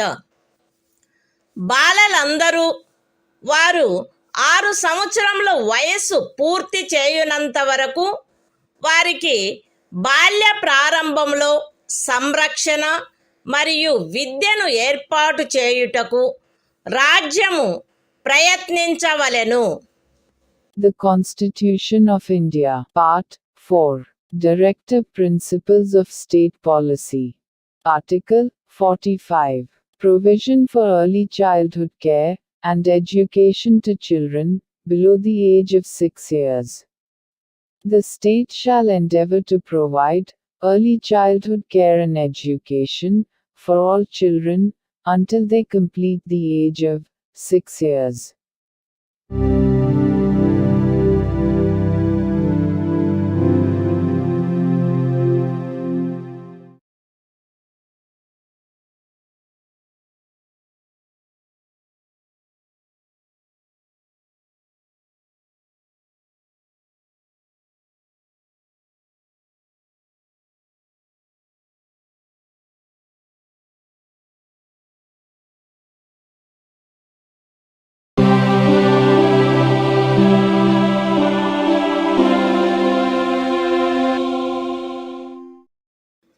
భారత సంవిధానము భాగము 4 రాజ్య విధానము యొక్క ఆదేశిక సూత్రములు. ఆర్టికల్ 46 అనుసూచిత కులముల, అనుసూచిత జనజాతుల మరియు ఇతర బలహీన వర్గముల యొక్క విద్యా విషయక మరియు ఆర్థిక హితములను పెంపొందించుట. ప్రజలలో బలహీన వర్గముల, ప్రత్యేకించి అనుసూచిత కులముల మరియు అనుసూచిత జనజాతుల విద్యా విషయక మరియు ఆర్థిక హితమును రాజ్యము విశేష శ్రద్ధతో పెంపొందించవలెను మరియు సాంఘిక అన్యాయము నుండి సకల విధములగు శోషణల నుండి వారిని రక్షించవలెను. The Constitution of India, Part 4, Directive Principles of State Policy. Article 46. Promotion of educational and economic interests of scheduled castes, scheduled tribes, and other weaker sections. The state shall promote with special care the educational and economic interests of the weaker sections of the people, and, in particular, of the scheduled castes and the scheduled tribes, and shall protect them from social injustice and all forms of exploitation.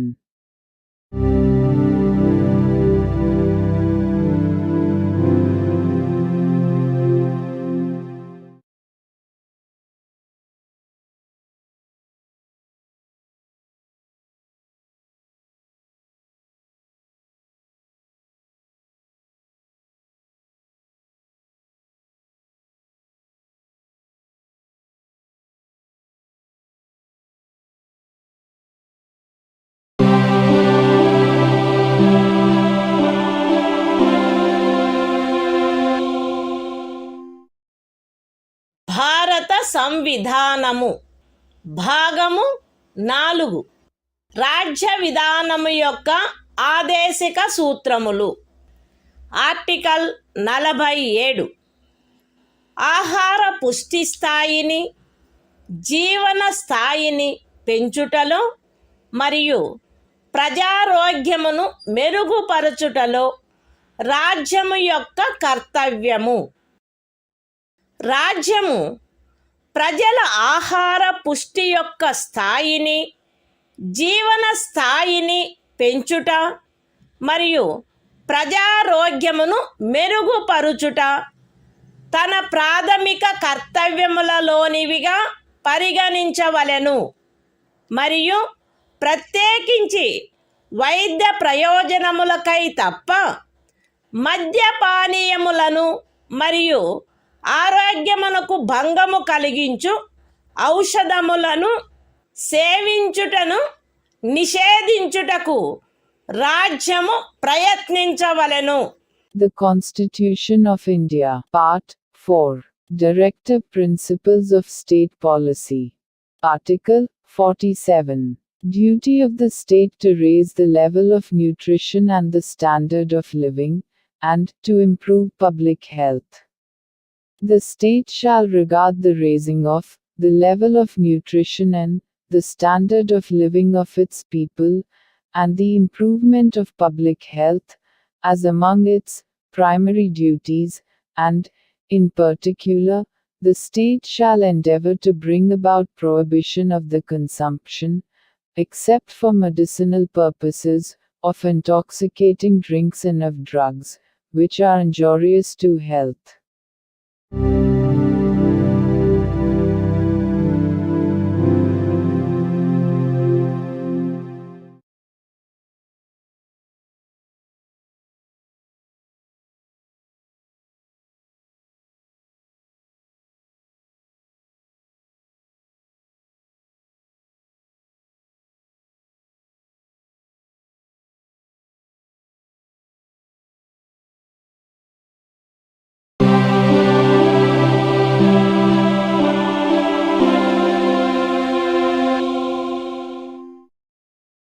భారత సంవిధానము భాగము 4 రాజ్య విధానము యొక్క ఆదేశిక సూత్రములు. Article 48 వ్యవసాయ మరియు పశు సంవర్ధనము యొక్క వ్యవస్థీకరణ. రాజ్యము ఆధునిక మరియు శాస్త్రీయ పద్ధతులను అనుసరించి వ్యవసాయమును, పశు సంవర్ధనమును వ్యవస్థీకరించవలెను మరియు ప్రత్యేకించి ఆవుల, దూడల, ఇతర పాడి పశువుల, భారవాహక పశువుల జాతులను పరిరక్షించి మెరుగుపరచుటకును, వాటి వధను నిషేధించుటకును రాజ్యము చర్యలను గైగొనవలెను. The Constitution of India, Part 4, Directive Principles of State Policy. Article 48. Organization of Agriculture and Animal Husbandry.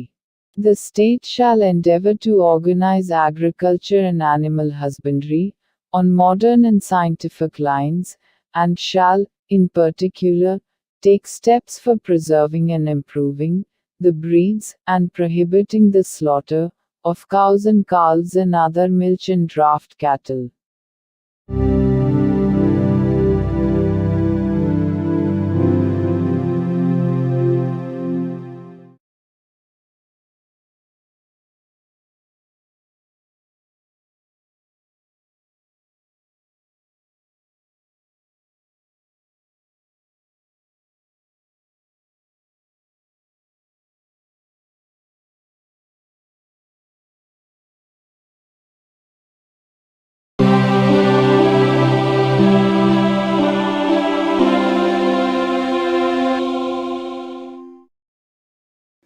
భారత సంవిధానము భాగము 4 రాజ్య విధానము యొక్క ఆదేశిక సూత్రములు. ఆర్టికల్ 48 ఏ పరిసరముల రక్షణ మరియు అభివృద్ధి మరియు అడవుల వన్యప్రాణుల సంరక్షణ. రాజ్యము పరిసరములను కాపాడి అభివృద్ధి చేయుటకును దేశములోని అడవులను వన్యప్రాణులను సంరక్షించుటకును ప్రయత్నించవలెను. The Constitution of India, Part 4. Directive Principles of State Policy. Article 48A. Protection and improvement of environment, and safeguarding of forests and wildlife. The state shall endeavor to protect and improve the environment, and to safeguard the forests and wildlife of the country.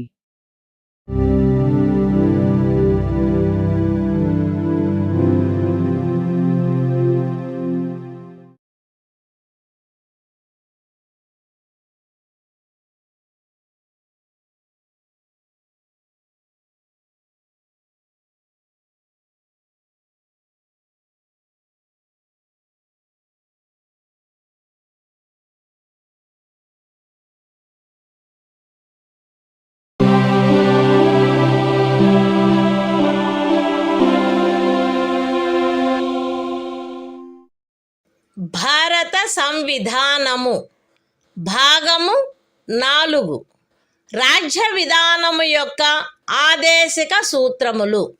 Article 49 జాతీయ ప్రాముఖ్యము గల స్మారక చిహ్నములను రక్షించుట. Parliament చేయబడిన శాసనము ద్వారా గాని లేదా దాని క్రింద గాని జాతీయ ప్రాముఖ్యము గలవని ప్రఖ్యానించబడిన కళాత్మక లేక ఐతిహాసిక ప్రయోజనము గల ప్రతి ఒక్క స్మారక చిహ్నమును లేక స్థలమును లేక వస్తువును సందర్భానుసారముగా కొల్లగొట్టుట, విరూపణము, వినాశనము, తొలగింపు, వ్యయనము లేక ఎగుమతి చేయుట నుండి రక్షించుట రాజ్యము యొక్క బాధ్యత అయ్యుండును. The Constitution of India, Part 4. Directive Principles of State Policy. Article 49. Protection of monuments and places and objects of national importance. It shall be the obligation of the state to protect every monument, or place, or object of artistic or historic interest, declared by or under law made by Parliament to be of national importance, from spoliation, disfigurement, destruction, removal, disposal or export, as the case may be.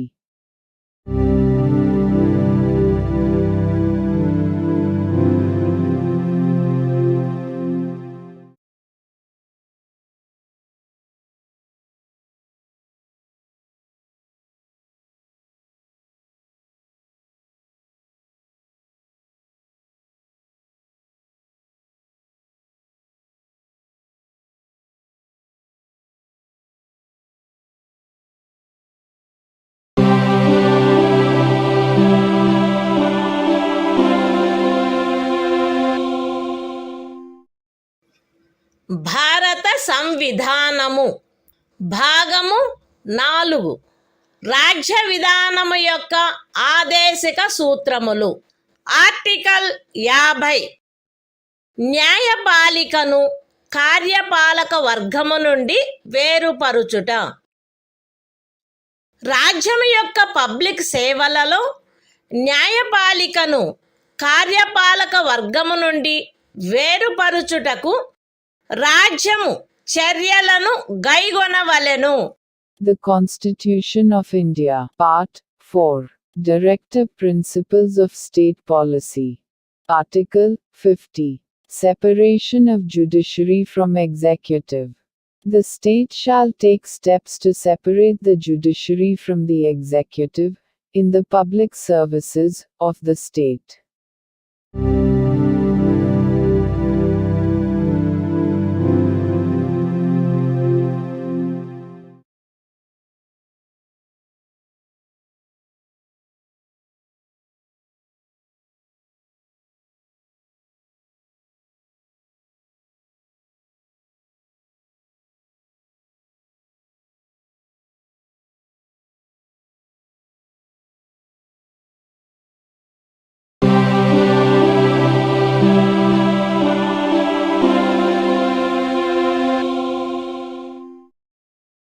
భారత సంవిధానము భాగము 4 రాజ్య విధానము యొక్క ఆదేశిక సూత్రములు. Article 51 అంతర్జాతీయ శాంతి భద్రతలను పెంపొందించుట. రాజ్యము ఈ క్రింది వాటికై ప్రయత్నించవలెను: అంతర్జాతీయ శాంతి భద్రతలను పెంపొందించుట, జాతుల మధ్య న్యాయమైన మరియు గౌరవప్రదమైన సంబంధములను నెలకొల్పుట, సువ్యవస్థిత ప్రజానీకముల పరస్పర వ్యవహారములందు అంతర్జాతీయ శాసనము పట్ల, సంధి బాధ్యతల పట్ల గౌరవమును పెంపొందించుట మరియు అంతర్జాతీయ వివాదముల పరిష్కారము మధ్యవర్తిత్వము ద్వారా జరుగుటను ప్రోత్సహించుట. The Constitution of India, Part 4, Directive Principles of State Policy. Article 51, Promotion of International Peace and Security. The state shall endeavor to a. Promote international peace and security. b. Maintain just and honorable relations between nations. c. Foster respect for international law and treaty obligations in the dealings of organized peoples with one another. And d. Encourage settlement of international disputes by arbitration.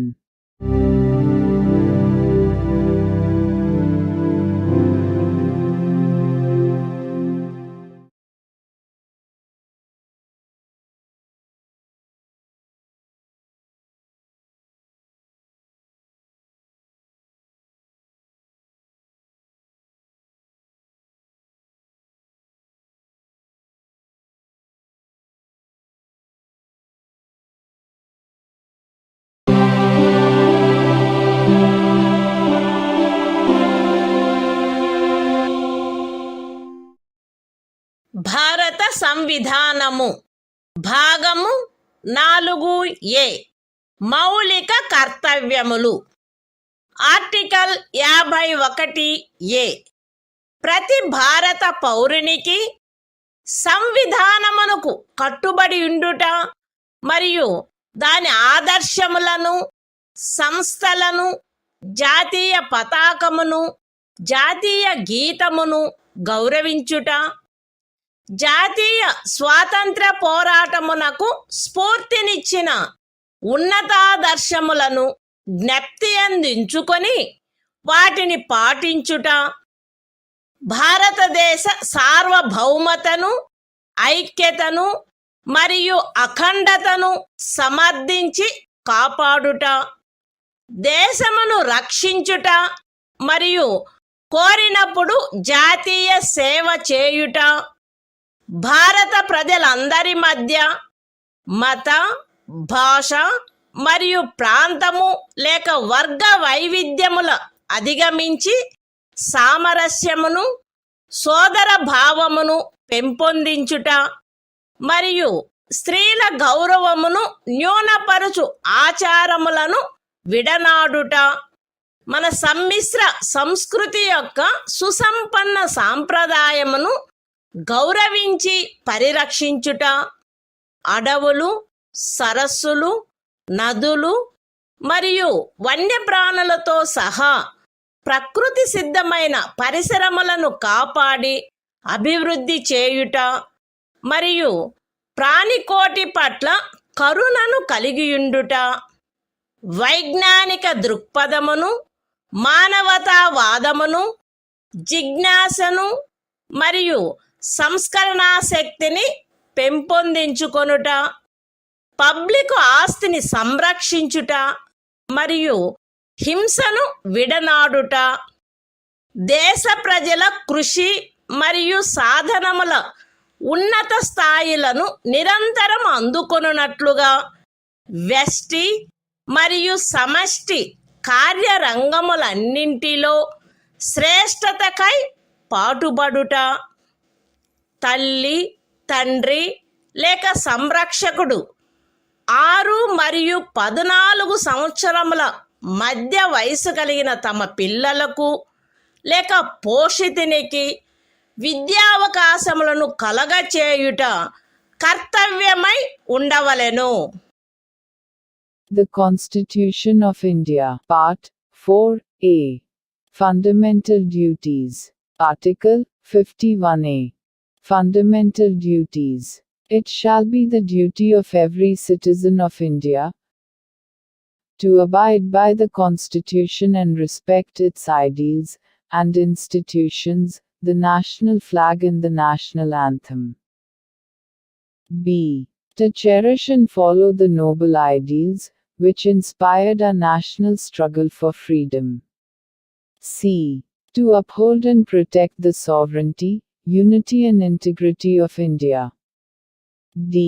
To defend the country and render national service when called upon to do so. A. To promote harmony and the spirit of common brotherhood amongst all the people of India, transcending religious, linguistic and regional or sectional diversities. To renounce practices derogatory to the dignity of women. F. To value and preserve the rich heritage of our composite culture. G. To protect and improve the natural environment, including forests, lakes, rivers and wildlife, and to have compassion for living creatures. H. To develop the scientific temper, humanism, and the spirit of inquiry and reform. I. To safeguard public property and to abjure violence. J.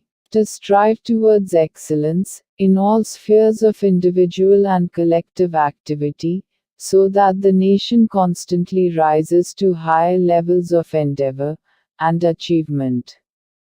K. Who is a parent or guardian, to provide opportunities for education to his child, or, as the case may be, what between the age of 6 and 14 years.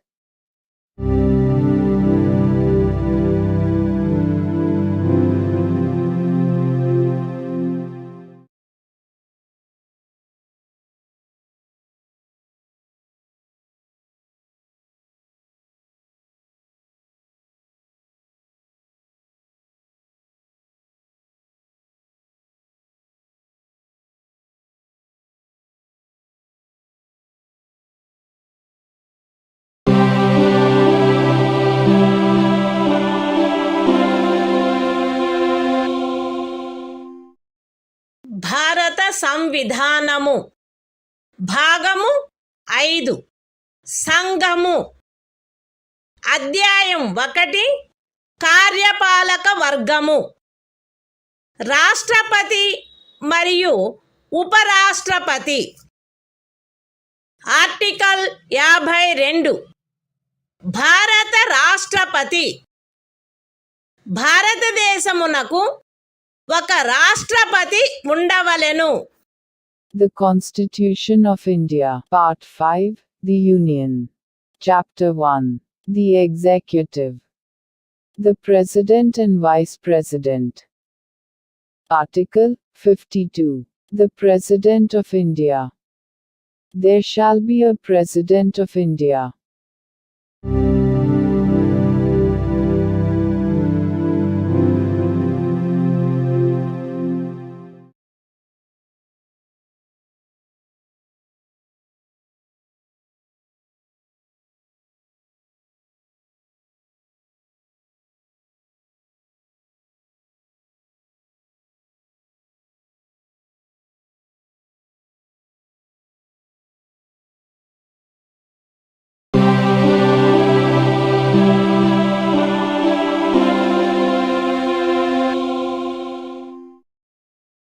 భారత సంవిధానము భాగము 5 సంఘము అధ్యాయము 1 కార్యపాలక వర్గము రాష్ట్రపతి మరియు ఉపరాష్ట్రపతి article 53 సంఘము యొక్క కార్యపాలకాధికారము సంఘము యొక్క కార్యపాలకాధికారము రాష్ట్రపతి యందు నిహితమై ఉండవలెను. ఆయన దానిని స్వయముగా లేక తనకు అధీనస్థులగు అధికారుల ద్వారా ఈ సంవిధానమును అనుసరించి వినియోగించవలెను. పూర్వగామి నిబంధన యొక్క సాధారణతకు భంగము కలగకుండా సంఘము యొక్క రక్షణ బలములపై సర్వాధిపత్యము రాష్ట్రపతి యందు నిహితమై ఉండవలెను మరియు దాని వినియోగము శాసనము ద్వారా క్రమబద్ధము చేయబడవలెను. ఈ అనుచ్ఛేదములోనిదేదియు అస్తిత్వంలోనున్న ఏదేని శాసనము ద్వారా ఏదేని రాజ్య ప్రభుత్వమునకు గాని ఇతర ప్రాధికారికి గాని ప్రదత్తము చేయబడిన ఏవేని కృత్యములను రాష్ట్రపతికి అంతరణ చేయునిదిగా భావింపబడరాదు. లేక రాష్ట్రపతి మినహా ఇతర ప్రాధికారులకు శాసనము ద్వారా కృత్యములను ప్రదత్తము చేయుట నుండి పార్లమెంటును నివారించదు. The Constitution of India, Part 5, The Union. Chapter 1. The Executive. The President and Vice President. Article 53. Executive Power of the Union. 1. The executive power of the Union shall be vested in the President, and shall be exercised by him, either directly, or through officers, subordinate to him, in accordance with this Constitution. 2. Without prejudice to the generality of the foregoing provision, the supreme command of the defense forces of the Union shall be vested in the President, and the exercise thereof shall be regulated by law. 3. Nothing in this article shall be deemed to transfer to the President any functions conferred by any existing law on the government of any state, or other authority, or prevent Parliament from conferring by law functions on authorities other than the President.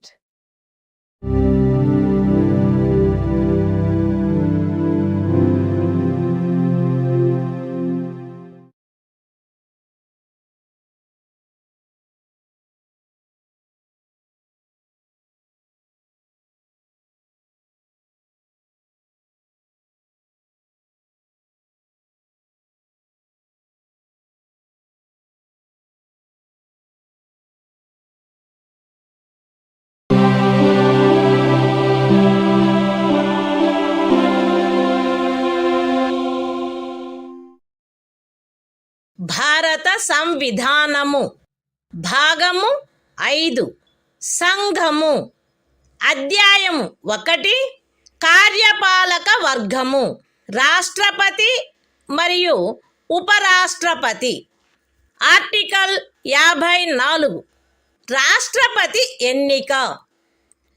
రాష్ట్రపతి ఈ క్రింది వారితో కూడిన నిర్వాచక గణము యొక్క సభ్యులచే ఎన్నుకొనబడవలెను. Parliament ఉభయ సదనములోని ఎన్నుకొనబడిన సభ్యులు మరియు రాజ్య శాసన సభలలోని ఎన్నుకొనబడిన సభ్యులు. విశదీకరణ.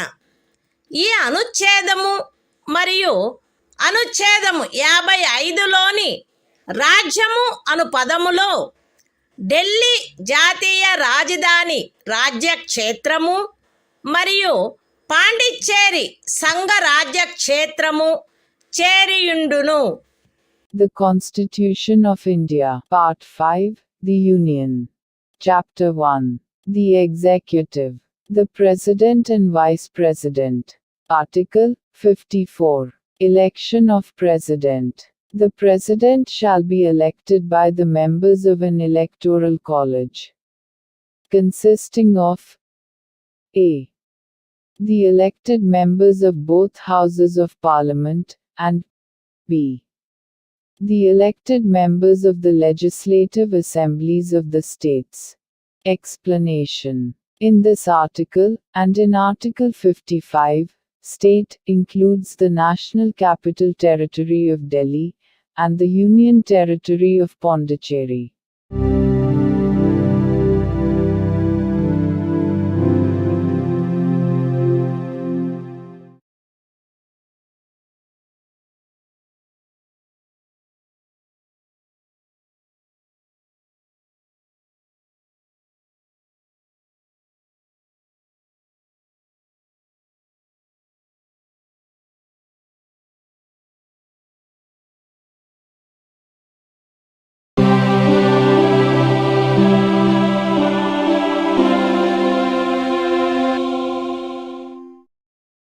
భారత సంవిధానము భాగము 5 సంఘము అధ్యాయము 1 కార్యపాలక వర్గము రాష్ట్రపతి మరియు ఉపరాష్ట్రపతి.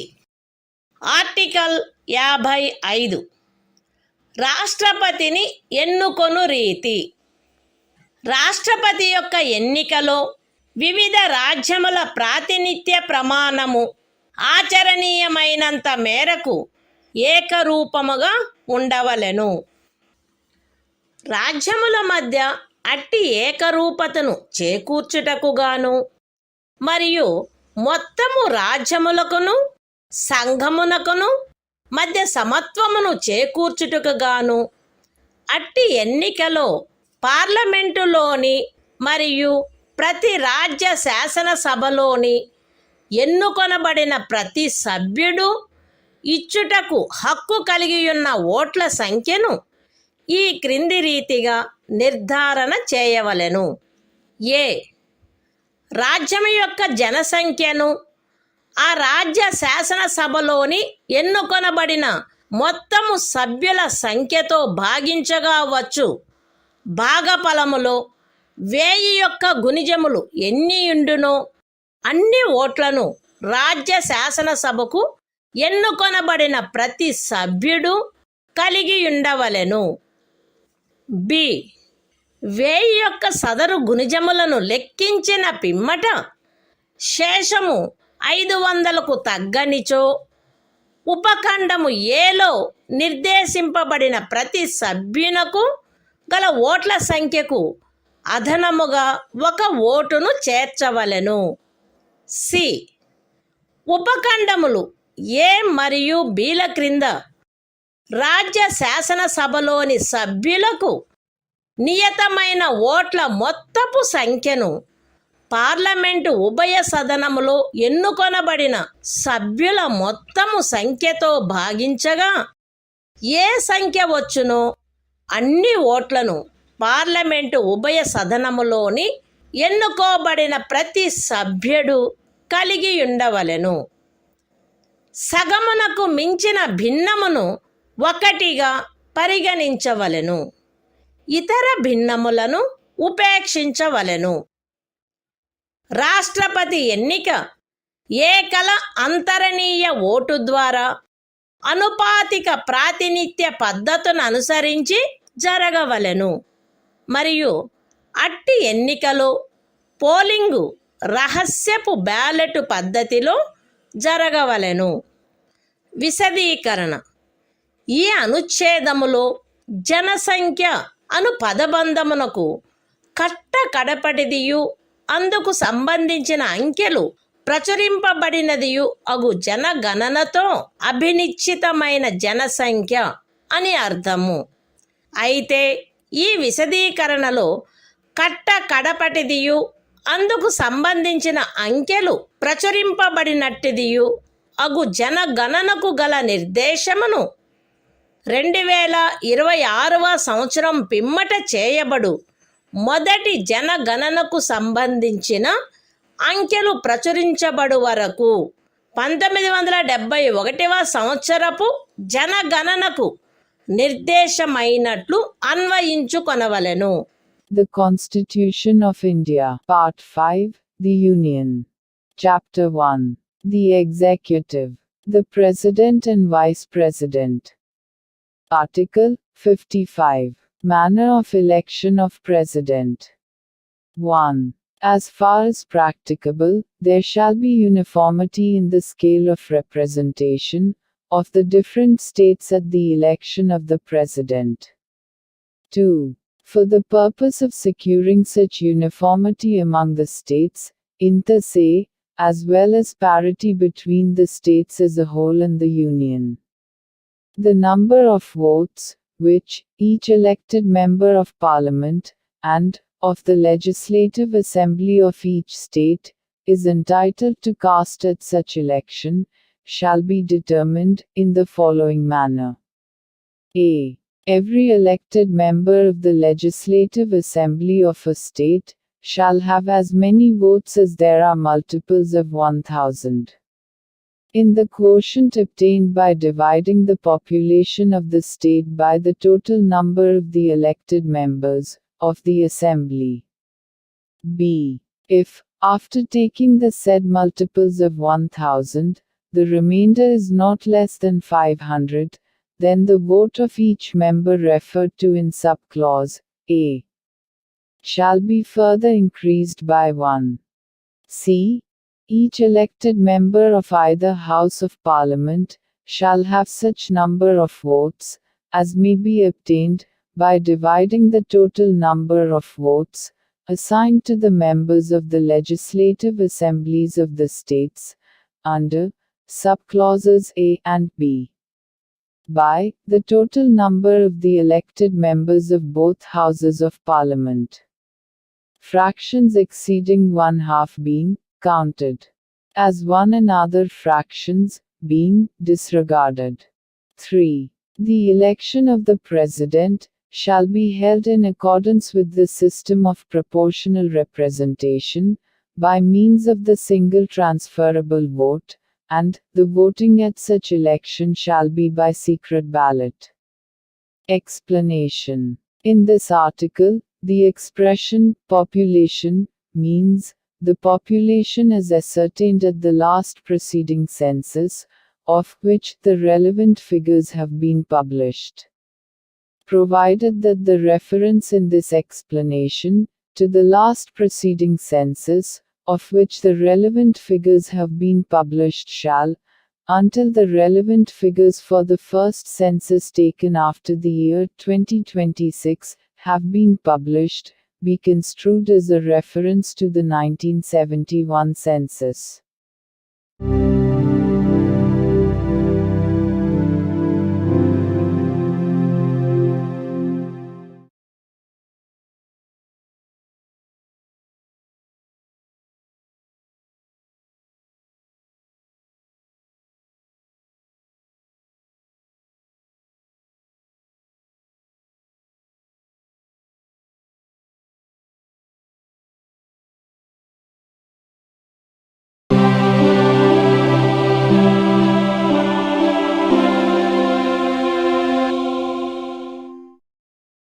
భారత సంవిధానము భాగము 5 సంఘము అధ్యాయము 1 కార్యపాలక వర్గము రాష్ట్రపతి మరియు ఉపరాష్ట్రపతి ఆర్టికల్ 56 రాష్ట్రపతి పదావధి రాష్ట్రపతి తన పదవిలో ప్రవేశించిన తేదీ నుండి 5 సంవత్సరముల కాలావధి వరకు పదవి యందుండవలెను.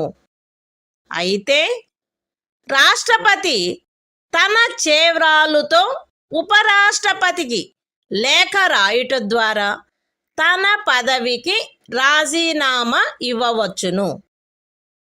రాష్ట్రపతిని సంవిధానాతిక్రమణము కావించినందుకు 61వ అనుచ్ఛేదములో నిబంధించబడిన రీతిగా మహాభియోగము ద్వారా పదవి నుండి తొలగించవచ్చును. రాష్ట్రపతి తన పదావధి ముగిసినప్పటికీ తన ఉత్తరాధికారి ఆ పదవిలో ప్రవేశించు వరకు పదవిలో కొనసాగవలెను. ఖండము 1 యొక్క వినాయింపులోని ఖండము ఏ క్రింద ఉపరాష్ట్రపతికి పంపబడిన రాజీనామా పత్రమును ఆయన లోక్సభ అధ్యక్షునికి తక్షణమే పంపవలెను. The Constitution of India, Part 5, The Union. Chapter 1. The Executive. The President and Vice President. Article 56. Term of Office of President. 1. The President shall hold office for a term of 5 years, from the date on which he enters upon his office. Provided that a. The President may, by writing under his hand addressed to the Vice President, resign his office. b.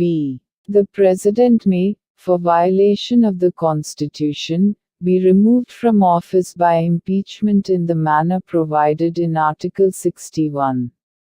c. The President shall, notwithstanding the expiration of his term, continue to hold office, until his successor enters upon his office. 2. Any resignation addressed to the Vice President under Clause A of the proviso to Clause 1 shall forthwith be communicated, by him, to the Speaker of the House of the People.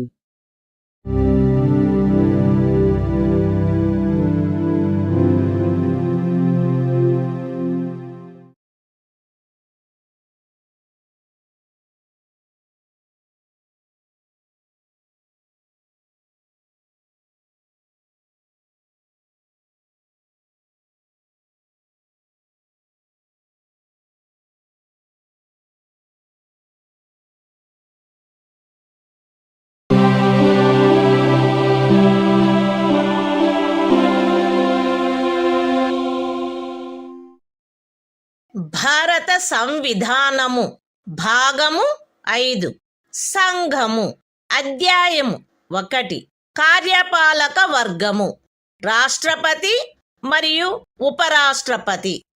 Article 57 తిరిగి ఎన్నికకు పాత్రత. రాష్ట్రపతి పదవియందున్నా లేక ఆ పదవియందుండిన ఏ వ్యక్తి అయినను ఈ సంవిధానములోని ఇతర నిబంధనలకు అత్యధీనమై ఆ పదవికి తిరిగి ఎన్నుకొనుబడుటకు పాత్రుడై ఉండును. The Constitution of India, Part 5, The Union. Chapter 1. The Executive. The President and Vice President. Article 57. Eligibility for re-election.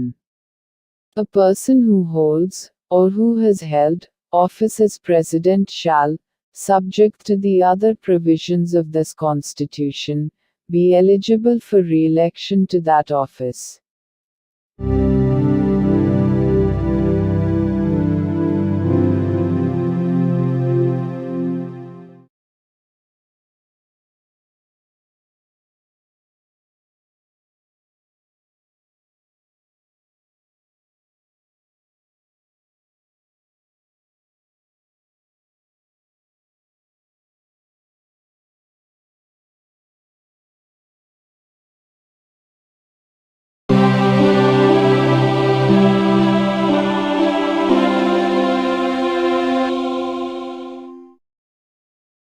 భారత సంవిధానము భాగము 5 సంఘము అధ్యాయము 1 కార్యపాలక వర్గము రాష్ట్రపతి మరియు ఉపరాష్ట్రపతి. ఆర్టికల్ 58 రాష్ట్రపతిగా ఎన్నికకు అర్హతలు.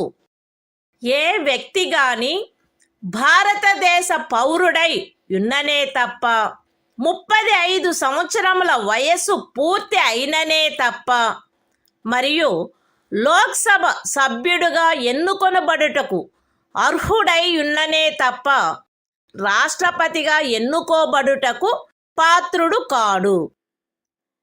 ఏ వ్యక్తి అయినను భారత ప్రభుత్వము క్రింద లేక ఏదేని రాజ్య ప్రభుత్వము క్రింద లేక సదరు ప్రభుత్వములోని దేని యొక్క నియంత్రణకైనను అత్యధీనమై ఉన్న ఏదేని స్థానిక లేక ఇతర ప్రాధికారి క్రింద గాని లాభాయుతమైన ఏదేని పదవి యందున్నచో ఆ వ్యక్తి రాష్ట్రపతిగా ఎన్నుకొనబడుటకు పాత్రుడు కాడు.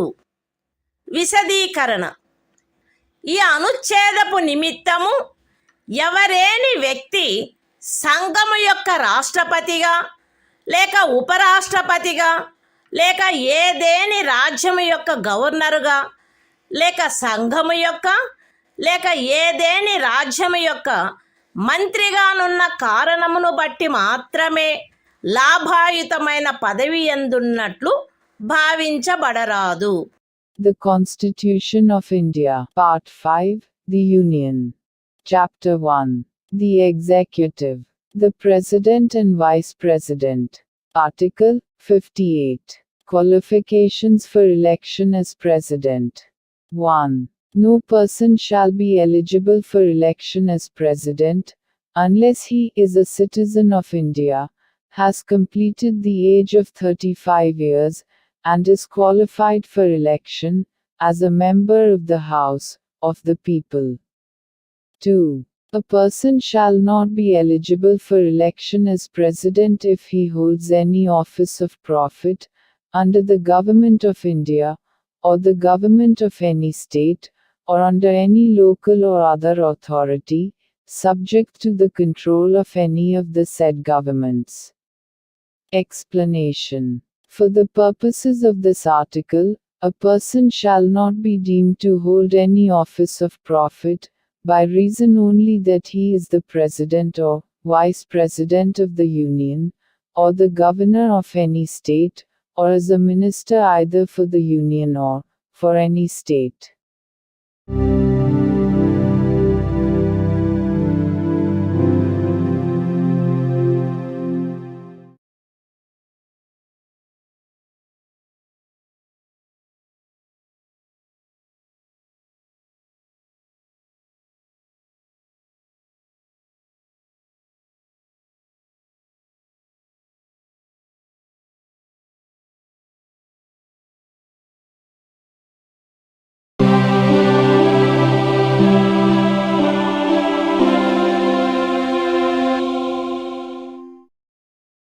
భారత సంవిధానము భాగము 5 సంఘము అధ్యాయము 1 కార్యపాలక వర్గము రాష్ట్రపతి మరియు ఉపరాష్ట్రపతి. ఆర్టికల్ 59 రాష్ట్రపతి పదవీ షరతులు. రాష్ట్రపతి పార్లమెంటు యొక్క లేక ఏదేని రాజ్య శాసన మండలి యొక్క ఏ సదనములో గాని సభ్యుడుగా ఉండరాదు, మరియు పార్లమెంటు యొక్క లేక ఏదేని రాజ్య శాసన మండలి యొక్క ఏ సదనములోని సభ్యుడైనను రాష్ట్రపతిగా ఎన్నుకొనబడినచో ఆయన రాష్ట్రపతి పదవిలో ప్రవేశించిన తేదీ నుండి ఆ సదనములోని తన స్థానమును ఖాళీ చేసినట్లు భావించవలెను. రాష్ట్రపతి లాభాయుతమైన ఏదేని ఇతర పదవి యందు ఉండరాదు. రాష్ట్రపతి అద్దె చెల్లించకుండా తన అధికార నివాస గృహములను ఉపయోగించుకొనుటకు హక్కు కలిగియుండును, మరియు పార్లమెంటు శాసనము ద్వారా నిర్ధారణ చేయు ఉపలబ్ధులకు, భత్యములకు మరియు విశేషాధికారములకు మరియు తద్విషయమున అట్లు నిబంధన చేయబడు వరకు 2వ అనుసూచిలో నిర్దిష్టపరచబడిన ఉపలబ్ధులకు, భత్యములకు మరియు విశేషాధికారములకు ఆయన హక్కు కలిగియుండును. రాష్ట్రపతి యొక్క ఉపలబ్ధులు మరియు భత్యములు ఆయన పదావధిలో తగ్గించబడరాదు. The Constitution of India. Part 5. The Union. Chapter 1. The Executive. The President and Vice President. Article 59. Conditions of President's office. 1. The President shall not be a member of either House of Parliament, or of a House of the Legislature of any state.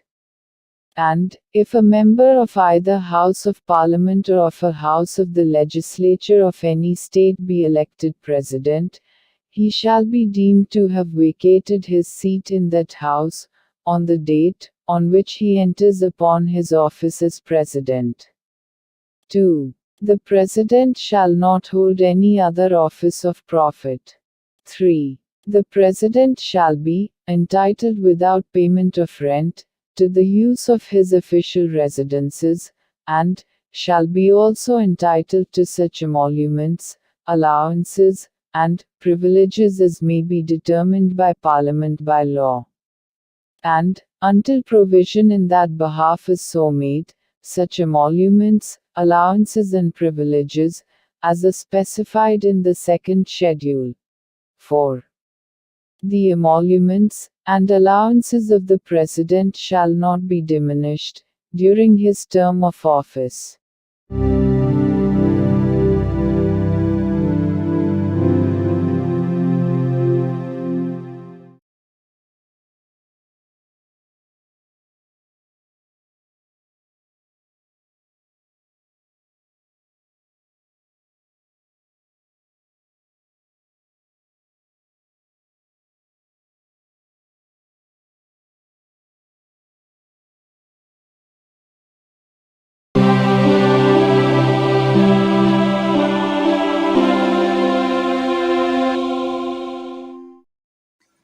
భారత సంవిధానము భాగము 5 సంఘము అధ్యాయము 1 కార్యపాలక వర్గము రాష్ట్రపతి మరియు ఉపరాష్ట్రపతి article 60 రాష్ట్రపతిచే ప్రమాణము లేక ప్రతిజ్ఞ ప్రతి రాష్ట్రపతి మరియు రాష్ట్రపతిగా వ్యవహరించు లేక రాష్ట్రపతి కృత్యములను నిర్వహించు ప్రతి వ్యక్తి తన పదవిలో ప్రవేశించుటకు పూర్వము భారతదేశ ముఖ్య న్యాయమూర్తి సమక్షమున లేక ఆయన హాజరు లేనప్పుడు సర్వోన్నత న్యాయస్థాన న్యాయాధీశులలో అందుబాటులో ఉన్న వారిలో అందరికంటే సీనియర్ న్యాయాధీశుని సమక్షమున గాని ఈ క్రింది రూపములో ప్రమాణము లేక ప్రతిజ్ఞ చేసి దానిపై చేవ్రాలు చేయవలెను. ఏబి అను నేను భారతదేశ రాష్ట్రపతి పదవిని శ్రద్ధాపూర్వకముగా నిర్వహింతుననియు లేక రాష్ట్రపతి యొక్క కృత్యములను శ్రద్ధాపూర్వకముగా నిర్వహింతుననియు నా సంపూర్ణ సామర్థ్యము మేరకు సంవిధానమును మరియు శాసనమును పరిరక్షించి సంరక్షించి రక్షింతుననియు భారతదేశ ప్రజల సేవయందును వారి క్షేమమునందును నిరతుడనయ్యదననియు దైవ సాక్షిగా ప్రమాణము చేయుచున్నాను. సత్యనిష్టతో ప్రతిజ్ఞ చేయుచున్నాను. The Constitution of India. Part 5. The Union. Chapter 1. The Executive. The President and Vice President. Article 60. Oath or affirmation by the President. Every President, and every person acting as President, or discharging the functions of the President, shall, before entering upon his office, make and subscribe in the presence of the Chief Justice of India, or, in his absence, the senior most judge of the Supreme Court available, an oath or affirmation in the following form, that is to say, I, A.B., do swear in the name of God, that I will faithfully execute the office, solemnly affirm of President, or discharge the functions of the President of India, and will to the best of my ability, preserve, protect and defend the Constitution, and the law, and that I will devote myself to the service and well-being of the people of India.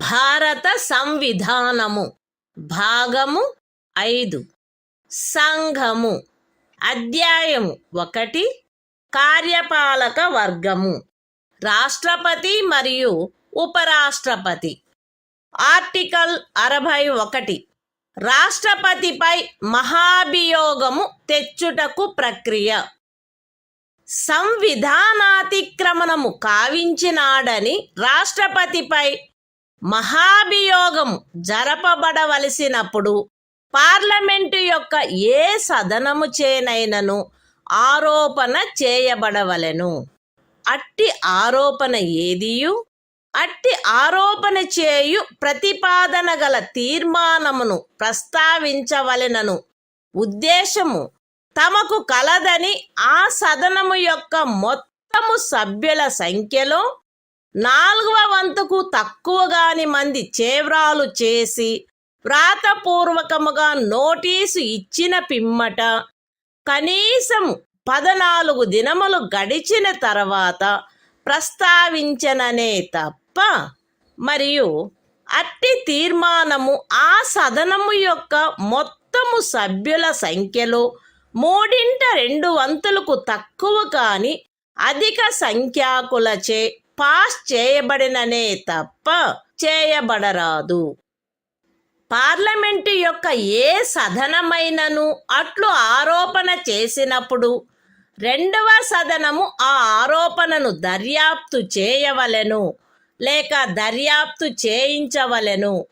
మరియు అట్టి దర్యాప్తు జరుగునప్పుడు హాజరగుటకును ప్రతినిధిని పంపుటకును రాష్ట్రపతికి హక్కు ఉండును.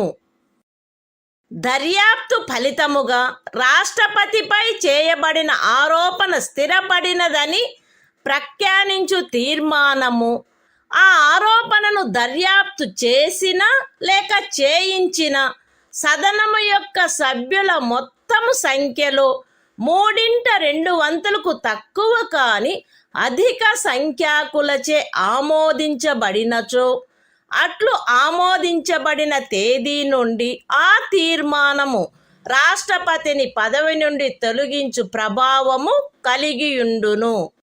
The Constitution of India, Part 5, The Union. Chapter 1. The Executive. The President and Vice President. Article 61. Procedure for impeachment of the President. 1. When a President is to be impeached for violation of the Constitution, the charge shall be preferred by either House of Parliament. 2. No such charge shall be preferred, unless the proposal to prefer such charge is contained in a resolution, which has been moved, after at least 14 days' notice in writing, signed by not less than 1/4 of the total number of members of the House, has been given of their intention to move the resolution. And such resolution has been passed by a majority of not less than 2/3 of the total membership of the House. 3. When a charge has been so preferred by either House of Parliament, the other House shall investigate the charge, or cause the charge to be investigated, and the President shall have the right to appear, and to be represented at such investigation. 4. If as a result of the investigation, a resolution is passed by a majority of not less than 2/3 of the total membership of the House, by which the charge was investigated, or cause to be investigated, declaring that the charge preferred against the President has been sustained, such resolution shall have the effect of removing the President from his office, as from the date on which the resolution is so passed.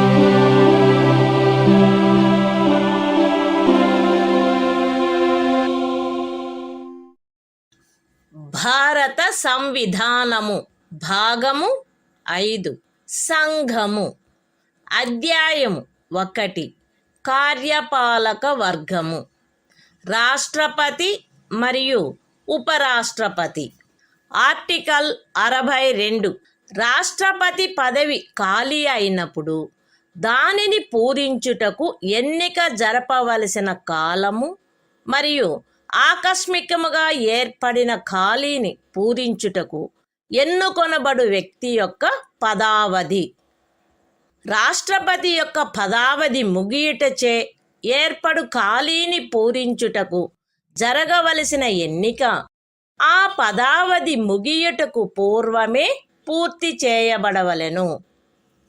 మరణము, రాజీనామా లేక తొలగింపు కారణముగా లేక అన్యదా రాష్ట్రపతి పదవియందు ఏర్పడిన ఖాళీని పూరించుటకు జరగవలసిన ఎన్నిక ఆ ఖాళీ ఏర్పడిన తర్వాత సాధ్యమైనంత త్వరితముగాను ఎట్టి సందర్భంలోనూ ఖాళీ ఏర్పడిన తేదీ నుండి 6 మాసములు దాటకుండగను జరపబడవలెను. మరియు ఆ ఖాళీని పూరించుటకు ఎన్నుకొనబడిన వ్యక్తి 56వ అనుచ్ఛేదము యొక్క నిబంధనలకు అత్యధీనమై తాను పదవిలో ప్రవేశించిన తేదీ నుండి 5 సంవత్సరముల సంపూర్ణ కాలావధి వరకు పదవియందుండుటకు హక్కు కలిగియుండును. The Constitution of India, Part 5, The Union. Chapter 1. The Executive. The President and Vice President. Article 62. Time of holding election to fill vacancy in the office of President. And the term of office of person elected to fill casual vacancy. 1. An election to fill a vacancy caused by the expiration of the term of office of President shall be completed before the expiration of the term. 2. An election to fill a vacancy in the office of President, occurring by reason of his death, resignation or removal, or otherwise shall be held as soon as possible, after, and in no case later than 6 months from, the date of occurrence of the vacancy. And, the person elected to fill the vacancy shall, subject to the provisions of Article 56, be entitled to hold office for the full term of 5 years, from the date on which he enters upon his office.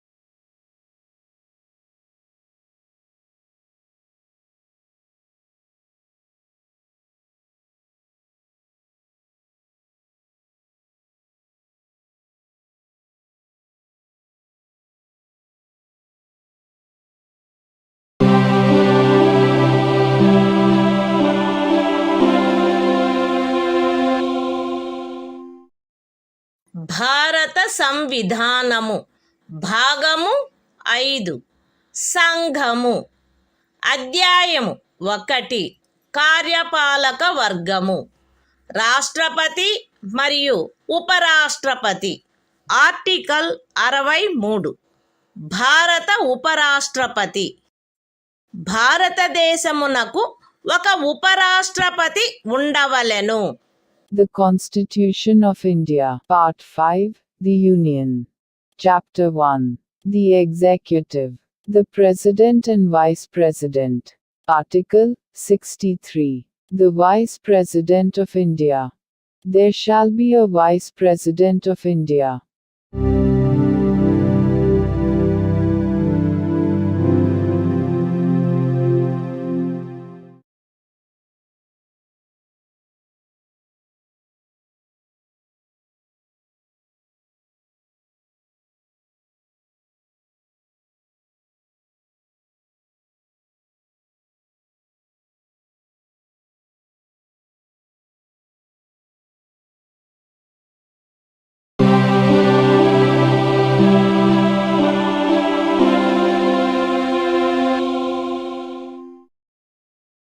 భారత సంవిధానము భాగము 5 సంఘము అధ్యాయము 1 కార్యపాలక వర్గము రాష్ట్రపతి మరియు ఉపరాష్ట్రపతి.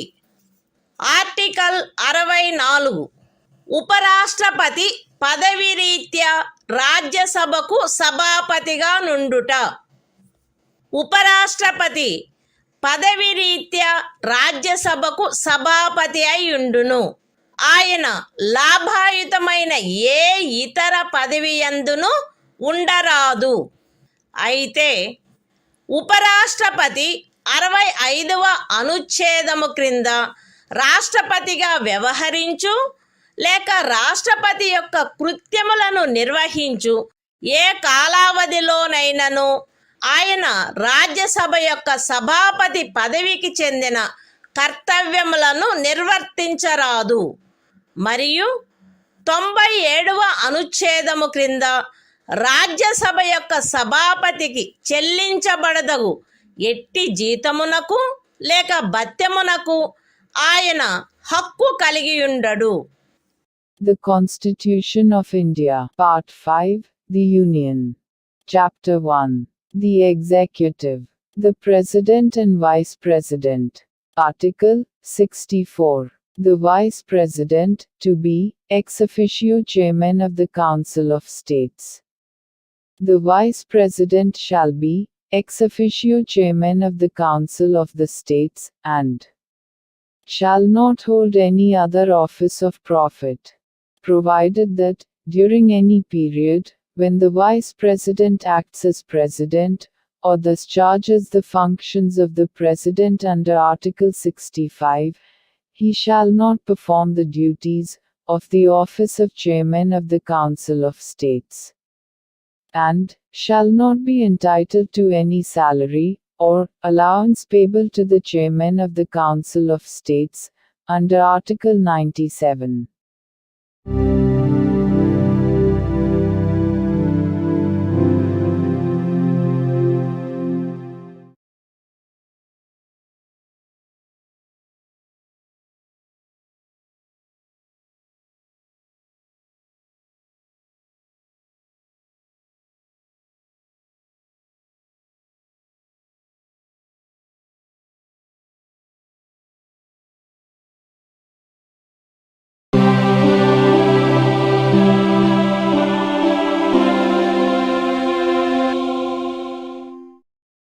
భారత సంవిధానము భాగము 5 సంఘము అధ్యాయము 1 కార్యపాలక వర్గము రాష్ట్రపతి మరియు ఉపరాష్ట్రపతి.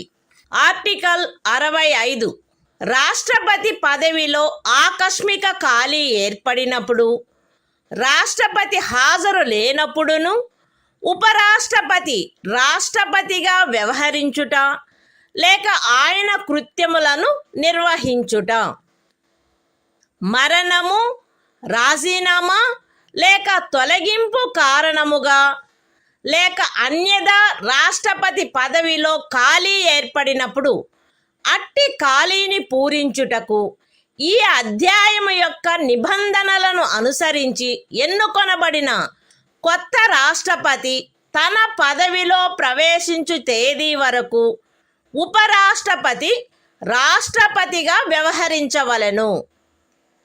రాష్ట్రపతి హాజరులో లేకుండుట, అస్వస్థత లేక మరేదేని కారణము వలన తన కృత్యములను నిర్వహించజాలని ఎడల ఆయన తన కర్తవ్యములను తిరిగి చేపట్టు తేదీ వరకు ఉపరాష్ట్రపతి రాష్ట్రపతి కృత్యములను నిర్వహించవలెను. ఉపరాష్ట్రపతి అట్లు రాష్ట్రపతిగా వ్యవహరించు లేక రాష్ట్రపతి యొక్క కృత్యములను నిర్వహించు కాలావధిలోనూ ఆ కాలావధికి సంబంధించి రాష్ట్రపతికి గల సర్వాధికారములను ఉన్ముక్తతాధికారములను కలిగియుండును. పార్లమెంటు శాసనము ద్వారా నిర్ధారణ చేయు ఉపలబ్ధులకు, భత్యములకు మరియు విశేషాధికారములకు మరియు అట్లు నిబంధన చేయబడు వరకు 2వ అనుసూచిలో నిర్దిష్టపరచబడిన ఉపలబ్ధులకు, భత్యములకు మరియు విశేషాధికారములకు ఆయన హక్కు కలిగియుండును. The Constitution of India, Part 5, The Union.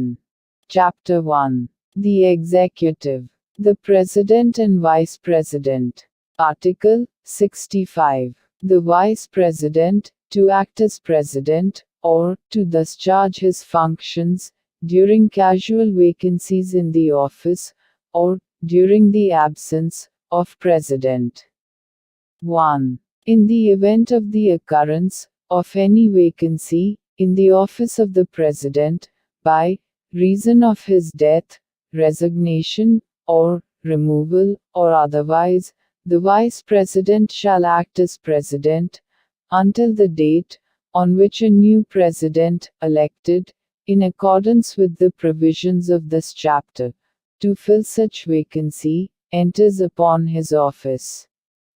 2. When the President is unable to discharge his functions, owing to absence, illness or any other cause, the Vice President shall discharge his functions, until the date on which the President resumes his duties.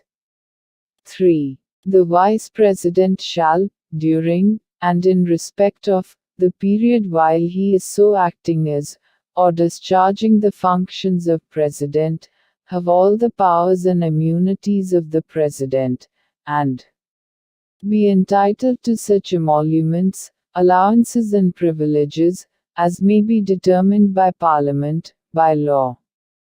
And, until provision in that behalf is so made, such emoluments, allowances and privileges, as are specified in the second schedule.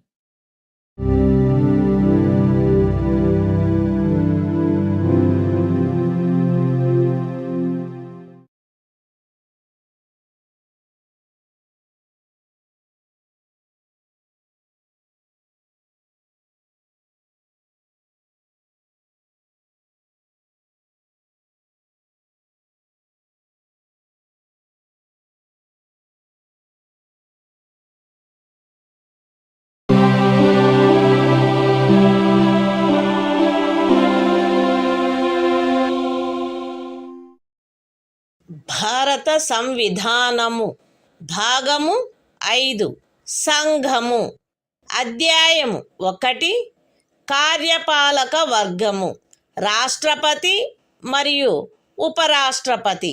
Article 66 ఉపరాష్ట్రపతి ఎన్నిక. ఉపరాష్ట్రపతి parliament ఉభయ సదనముల సభ్యులతో కూడిన నిర్వాచక గణము యొక్క సభ్యులచే ఏకల అంతరణీయ vote ద్వారా అనుపాతిక ప్రాతినిధ్య పద్ధతిని అనుసరించి ఎన్నుకొనబడవలెను మరియు అట్టి ఎన్నికలలో ఓటింగు రహస్యపు బ్యాలెట్ పద్ధతిని జరగవలెను. ఉపరాష్ట్రపతి పార్లమెంటు యొక్క లేక ఏదేని రాజ్య శాసన మండలి యొక్క ఏ సదనములో గాని సభ్యుడుగా ఉండరాదు మరియు పార్లమెంటు యొక్క లేక ఏదేని రాజ్య శాసన మండలి యొక్క ఏ సదనములోని సభ్యుడైనను ఉపరాష్ట్రపతిగా ఎన్నుకోబడినచో ఆయన ఉపరాష్ట్రపతి పదవిలో ప్రవేశించిన తేదీ నుండి ఆ సదనములోని తన స్థానమును ఖాళీ చేసినట్లు భావించబడవలెను. ఏ వ్యక్తి గాని ఆయన భారతదేశ పౌరుడై ఉన్ననే తప్ప ఆయనకు 35 సంవత్సరముల వయస్సు పూర్తి అయిననే తప్ప మరియు ఆయన రాజ్యసభ సభ్యుడిగా ఎన్నుకొనబడుటకు అర్హుడై ఉన్ననే తప్ప ఉపరాష్ట్రపతిగా ఎన్నుకొనబడుటకు పాత్రుడు కాడు. ఏ వ్యక్తి అయినను భారత ప్రభుత్వము క్రింద గాని ఏదేని రాజ్య ప్రభుత్వము కింద గాని సదరు ప్రభుత్వములలో దేని యొక్క నియంత్రణకైనను అధ్యధీనమయ్యున్న ఏదేని స్థానిక లేక ఇతర ప్రాధికారి క్రింద గాని లాభాయుతమైన ఏదేని పదవి ఎందున్నచో ఆ వ్యక్తి ఉపరాష్ట్రపతిగా ఎన్నుకొనబడుటకు పాత్రుడు కాడు. విశదీకరణ: ఈ అనుచ్ఛేదపు నిమిత్తము ఎవరేని వ్యక్తి సంఘము యొక్క రాష్ట్రపతిగా లేక ఉపరాష్ట్రపతిగా లేక ఏదేని రాజ్యము యొక్క గవర్నరుగా లేక సంఘము యొక్క లేక ఏదేని రాజ్యము యొక్క మంత్రిగా ఉన్న కారణమును బట్టి మాత్రమే లాభాయుతమైన పదవి ఎందున్నట్లు భావించరాదు. The Constitution of India, Part 5, The Union. Chapter 1. The Executive. The President and Vice President. Article 66. Election of Vice President. 1. The Vice President shall be elected by the members of an electoral college, consisting of the members of both Houses of Parliament, in accordance with the system of proportional representation, by means of the single transferable vote, and the voting at such election shall be by secret ballot. 2. The Vice President shall not be a member of either House of Parliament or of a House of the Legislature of any state. And, if a member of either House of Parliament or of a House of the Legislature of any state be elected Vice President, he shall be deemed to have vacated his seat in that House, on the date on which he enters upon his office, as Vice President. 3. No person shall be eligible for election as Vice President, unless he is a citizen of India. B. Has completed the age of 35 years, and C. Is qualified for election as a member of the Council of States. 4. A person shall not be eligible for election as Vice President if he holds any office of profit under the Government of India, or the Government of any state, or under any local or other authority, subject to the control of any of the said governments. Explanation. For the purposes of this article, a person shall not be deemed to hold any office of profit, by reason only that he is the President or Vice President of the Union, or the Governor of any state, or is a minister either for the Union, or for any state.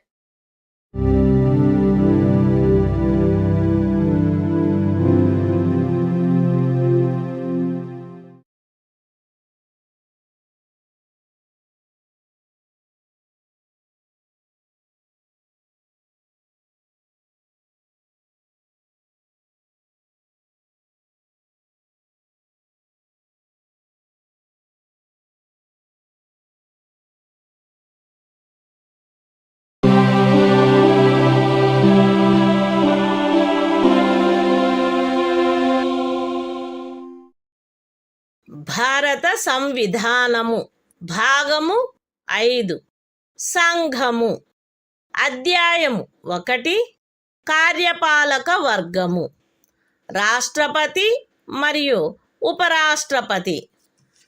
Article 67 ఉపరాష్ట్రపతి పదావధి. ఉపరాష్ట్రపతి తన పదవిలో ప్రవేశించిన తేదీ నుండి 5 సంవత్సరముల కాలావధి వరకు పదవి యందుండును. అయితే ఉపరాష్ట్రపతి తన చేవ్రాలుతో రాష్ట్రపతికి లేఖ వ్రాయుట ద్వారా తన పదవికి రాజీనామా ఇవ్వవచ్చును. ఉపరాష్ట్రపతి రాజ్యసభలో అప్పుడు సభ్యులుగానున్న వారందరిలో అధిక సంఖ్యాకులచే ఆమోదించబడి లోక్సభచే అంగీకరించబడిన తీర్మానము ద్వారా పదవి నుండి తొలగించబడవచ్చును. కానీ ఈ ఖండము నిమిత్తము తీర్మానమేదియు దానిని ప్రస్తావించవలెనను ఉద్దేశము కలదను నోటీసు ఇచ్చి కనీసము 14 దినములు గడిచిననే తప్ప ప్రస్తావించబడరాదు. ఉపరాష్ట్రపతి తన పదావధి ముగిసినప్పటికీ తన ఉత్తరాధికారి ఆ పదవిలో ప్రవేశించు వరకు పదవిలో కొనసాగవలెను. The Constitution of India, Part 5, The Union. Chapter 1. The Executive. The President and Vice President. Article 67. Term of office of Vice President. The Vice President shall hold office for a term of 5 years from the date on which he enters upon his office, provided that a. A Vice President may, by writing under his hand addressed to the President, resign his office. b. A Vice President may be removed from his office by a resolution of the Council of States, passed by a majority of all the then members of the Council and agreed to by the House of the People. But no resolution for the purpose of this clause shall be moved, unless at least 14 days' notice has been given of the intention to move the resolution. c. A Vice President shall, notwithstanding the expiration of his term, continue to hold office until his successor enters upon his office.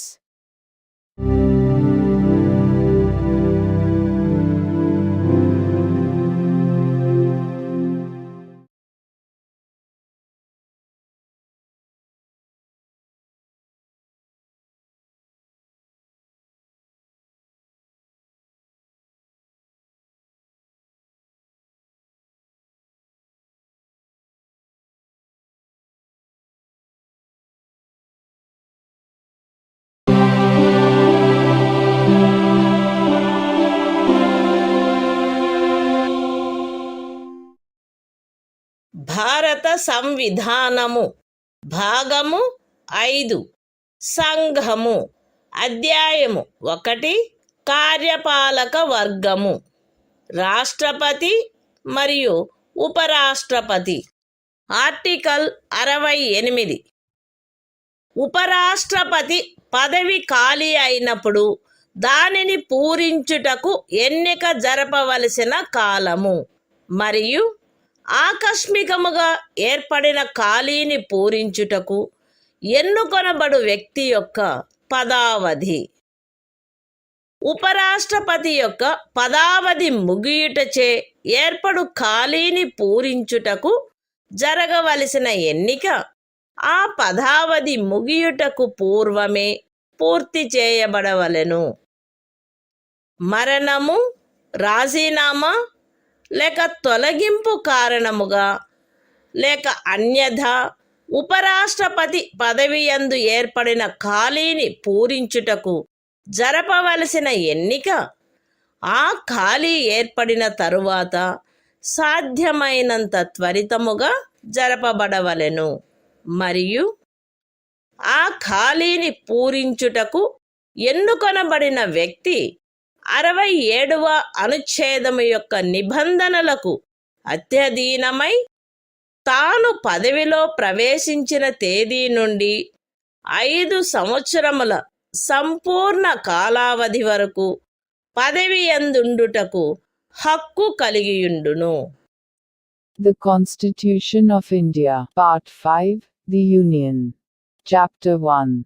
The Executive. The President and Vice President. Article 68. Time of holding election to fill vacancy, in the office of Vice President. And the term of office of person elected to fill, casual vacancy. 1. An election, to fill a vacancy, caused by the expiration of the term of office of Vice President, shall be completed before the expiration of the term.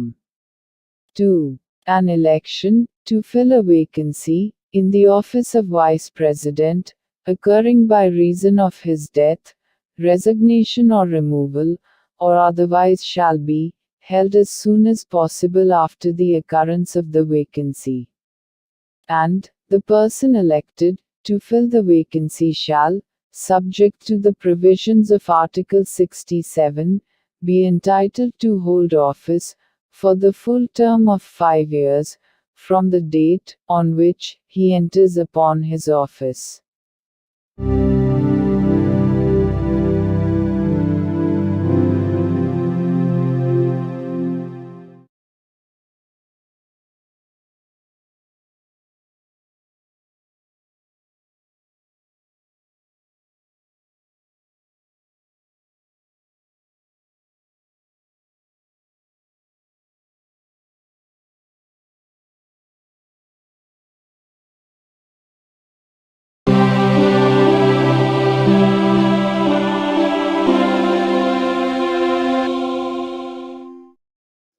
భారత సంవిధానము భాగము 5 సంఘము అధ్యాయము 1 కార్యపాలక వర్గము రాష్ట్రపతి మరియు ఉపరాష్ట్రపతి.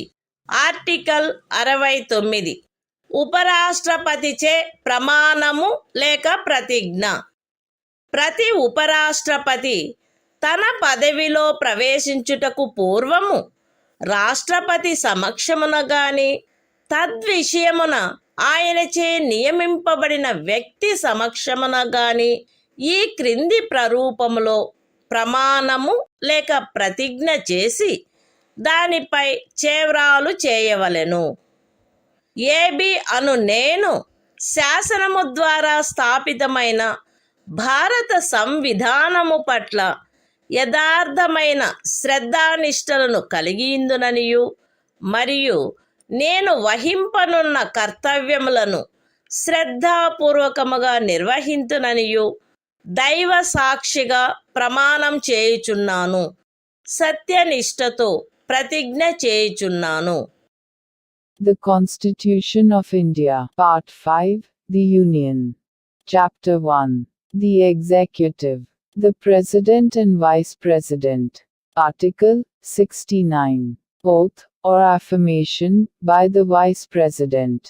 Every Vice President shall, before entering upon his office, make and subscribe before the President, or some person appointed in that behalf, by him, an oath or affirmation, in the following form, that is to say, I, A.B., do swear in the name of God, that I will bear true faith and solemnly affirm allegiance to the Constitution of India, as by law established, and that I will faithfully discharge the duty upon which I am about to enter.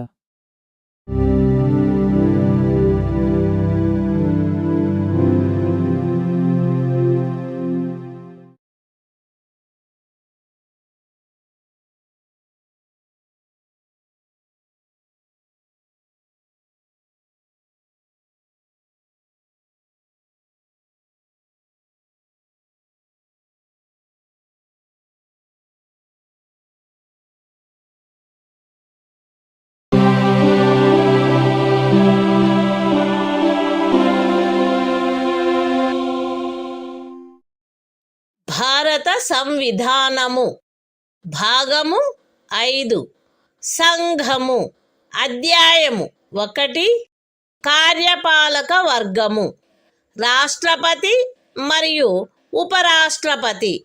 Article 70 ఇతర యాదృచ్ఛిక పరిస్థితులలో రాష్ట్రపతి యొక్క కృత్యములు. ఈ అధ్యాయములో నిబంధించబడని ఎట్టి యాదృచ్ఛిక పరిస్థితిలోనైనను రాష్ట్రపతి యొక్క కృత్యములను నిర్వహించుటకు పార్లమెంటు తాను సబబని తలచు నిబంధన చేయవచ్చును. The Constitution of India, Part 5, The Union. Chapter 1. The Executive. The President and Vice President.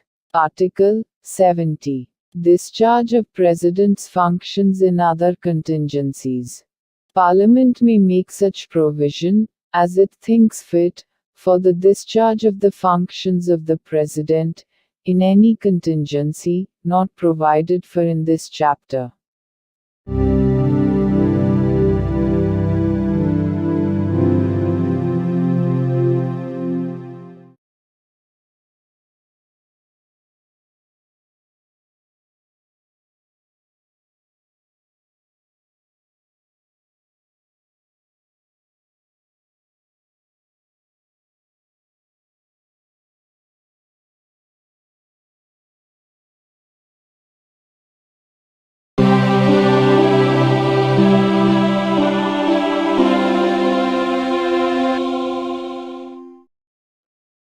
భారత సంవిధానము. భాగము 5. సంఘము. అధ్యాయము 1. కార్యపాలక వర్గము. రాష్ట్రపతి మరియు ఉపరాష్ట్రపతి. ఆర్టికల్ 71 రాష్ట్రపతి లేక ఉపరాష్ట్రపతి యొక్క ఎన్నికకు చెందిన లేక సంబంధించిన విషయములు. రాష్ట్రపతి లేక ఉపరాష్ట్రపతి యొక్క ఎన్నిక నుండి ఉత్పన్నమైన లేక ఎన్నికకు సంబంధించిన అన్ని సందేహములు మరియు వివాదములు సర్వోన్నత న్యాయస్థానముచే పరిశీలించబడి నిర్ణయించబడవలెను. అట్టి నిర్ణయము అంతిమమైనదై ఉండును.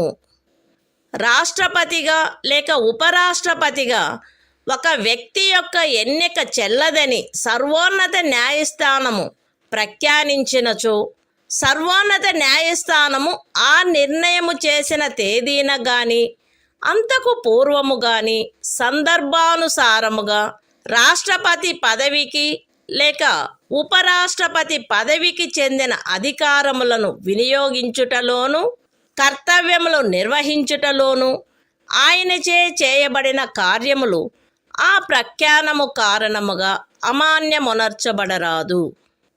ఈ సంవిధానము యొక్క నిబంధనలకు అత్యధీనమై రాష్ట్రపతి లేక ఉపరాష్ట్రపతి యొక్క ఎన్నికకు చెందిన లేక సంబంధించిన విషయమును పార్లమెంటు శాసనము ద్వారా క్రమబద్ధము చేయవచ్చును.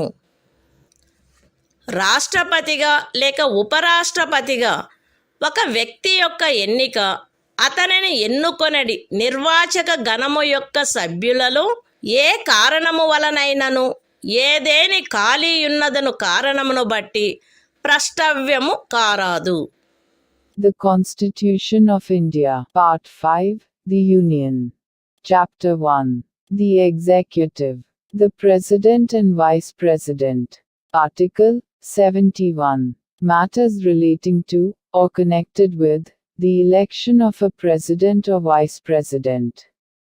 1. All doubts and disputes arising out of, or in connection with the election of a President, or Vice President shall be inquired into, and decided, by the Supreme Court, whose decision shall be final.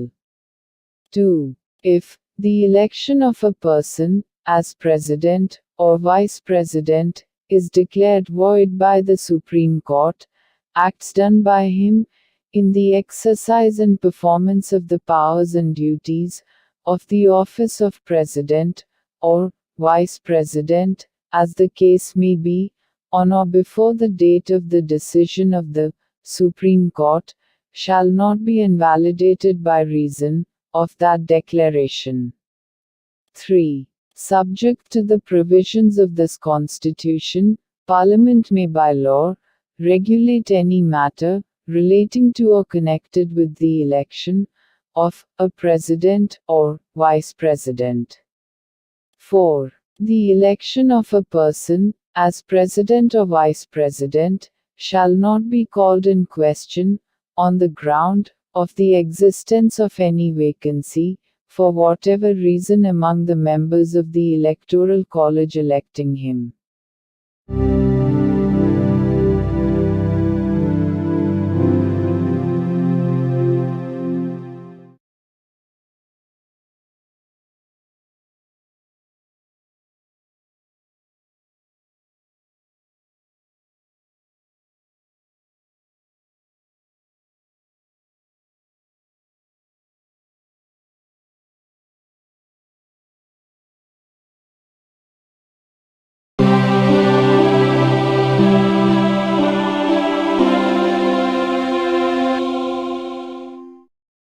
భారత సంవిధానము భాగము 5 సంఘము అధ్యాయము 1 కార్యపాలక వర్గము రాష్ట్రపతి మరియు ఉపరాష్ట్రపతి article 72 కొన్ని సందర్భములలో క్షమాపణలు మొదలైన వాటిని మంజూరు చేయుటకు మరియు దండనోత్తర్వును సస్పెండ్ చేయుటకు పరిహరించుటకు లేక లఘూకరించుటకు రాష్ట్రపతి యొక్క అధికారము. రాష్ట్రపతి ఈ క్రింది సందర్భములలో నేర నిర్ణీతుడైన వ్యక్తికి క్షమాపణలను, తాత్కాలిక నిలుపుదలను, వాయిదాలను లేక పరిహరణలను మంజూరు చేయుటకు లేక ఆ వ్యక్తిపై విధించబడిన దండనోత్తర్వును సస్పెండ్ చేయుటకు, పరిహరించుటకు లేక లఘూకరించుటకు అధికారము కలిగియుండును. శిక్ష లేక దండనోత్తరువు సైనిక న్యాయస్థానముచే విధించబడిన అన్ని సందర్భములలో సంఘము యొక్క కార్యపాలనాధికారంలో చేరియున్న విషయమునకు సంబంధించిన ఏదేని శాసనమునకు విరుద్ధమగు అపరాధమునకై శిక్ష లేక దండనోత్తరు విధించబడిన అన్ని సందర్భములలో దండనోత్తరు మరణ దండనోత్తరు అయిన అన్ని సందర్భములలో ఏదేని సైనిక న్యాయస్థానముచే ఇవ్వబడిన దండనోత్తరువును సస్పెండ్ చేయుటకు, పరిహరించుటకు లేక లఘూకరించుటకు సంఘమునకు చెందిన సాయుధ బలముల యొక్క ఎవరేని అధికారికి శాసనము ద్వారా ప్రదత్తము చేయబడిన అధికారమునకు ఖండము 1 యొక్క ఉపఖండము ఏలో ఉన్నదేదియు భంగము కలిగించదు. మరణ దండనోత్తరువును సస్పెండ్ చేయుటకు, పరిహరించుటకు లేక లఘూకరించుటకు తత్సమయమున అమలులోనున్న ఏదేని శాసనము క్రింద ఒక రాజ్య గవర్నరుచే వినియోగించబడదగు అధికారమునకు ఖండము 1 యొక్క ఉపఖండము సిలో ఉన్నదేదియు భంగము కలిగించదు. The Constitution of India, Part 5, The Union. Chapter 1. The Executive. The President and Vice President. Article 72. Power of President to grant pardons, etc. and to suspend, remit, or commute sentences in certain cases. 1. The President shall have the power to grant pardons, reprieves, respites, or remissions of punishment, or to suspend, remit, or commute the sentence of any person convicted of any offense, in all cases where the punishment or sentence is by a court-martial. B. In all cases where the punishment or sentence is for an offense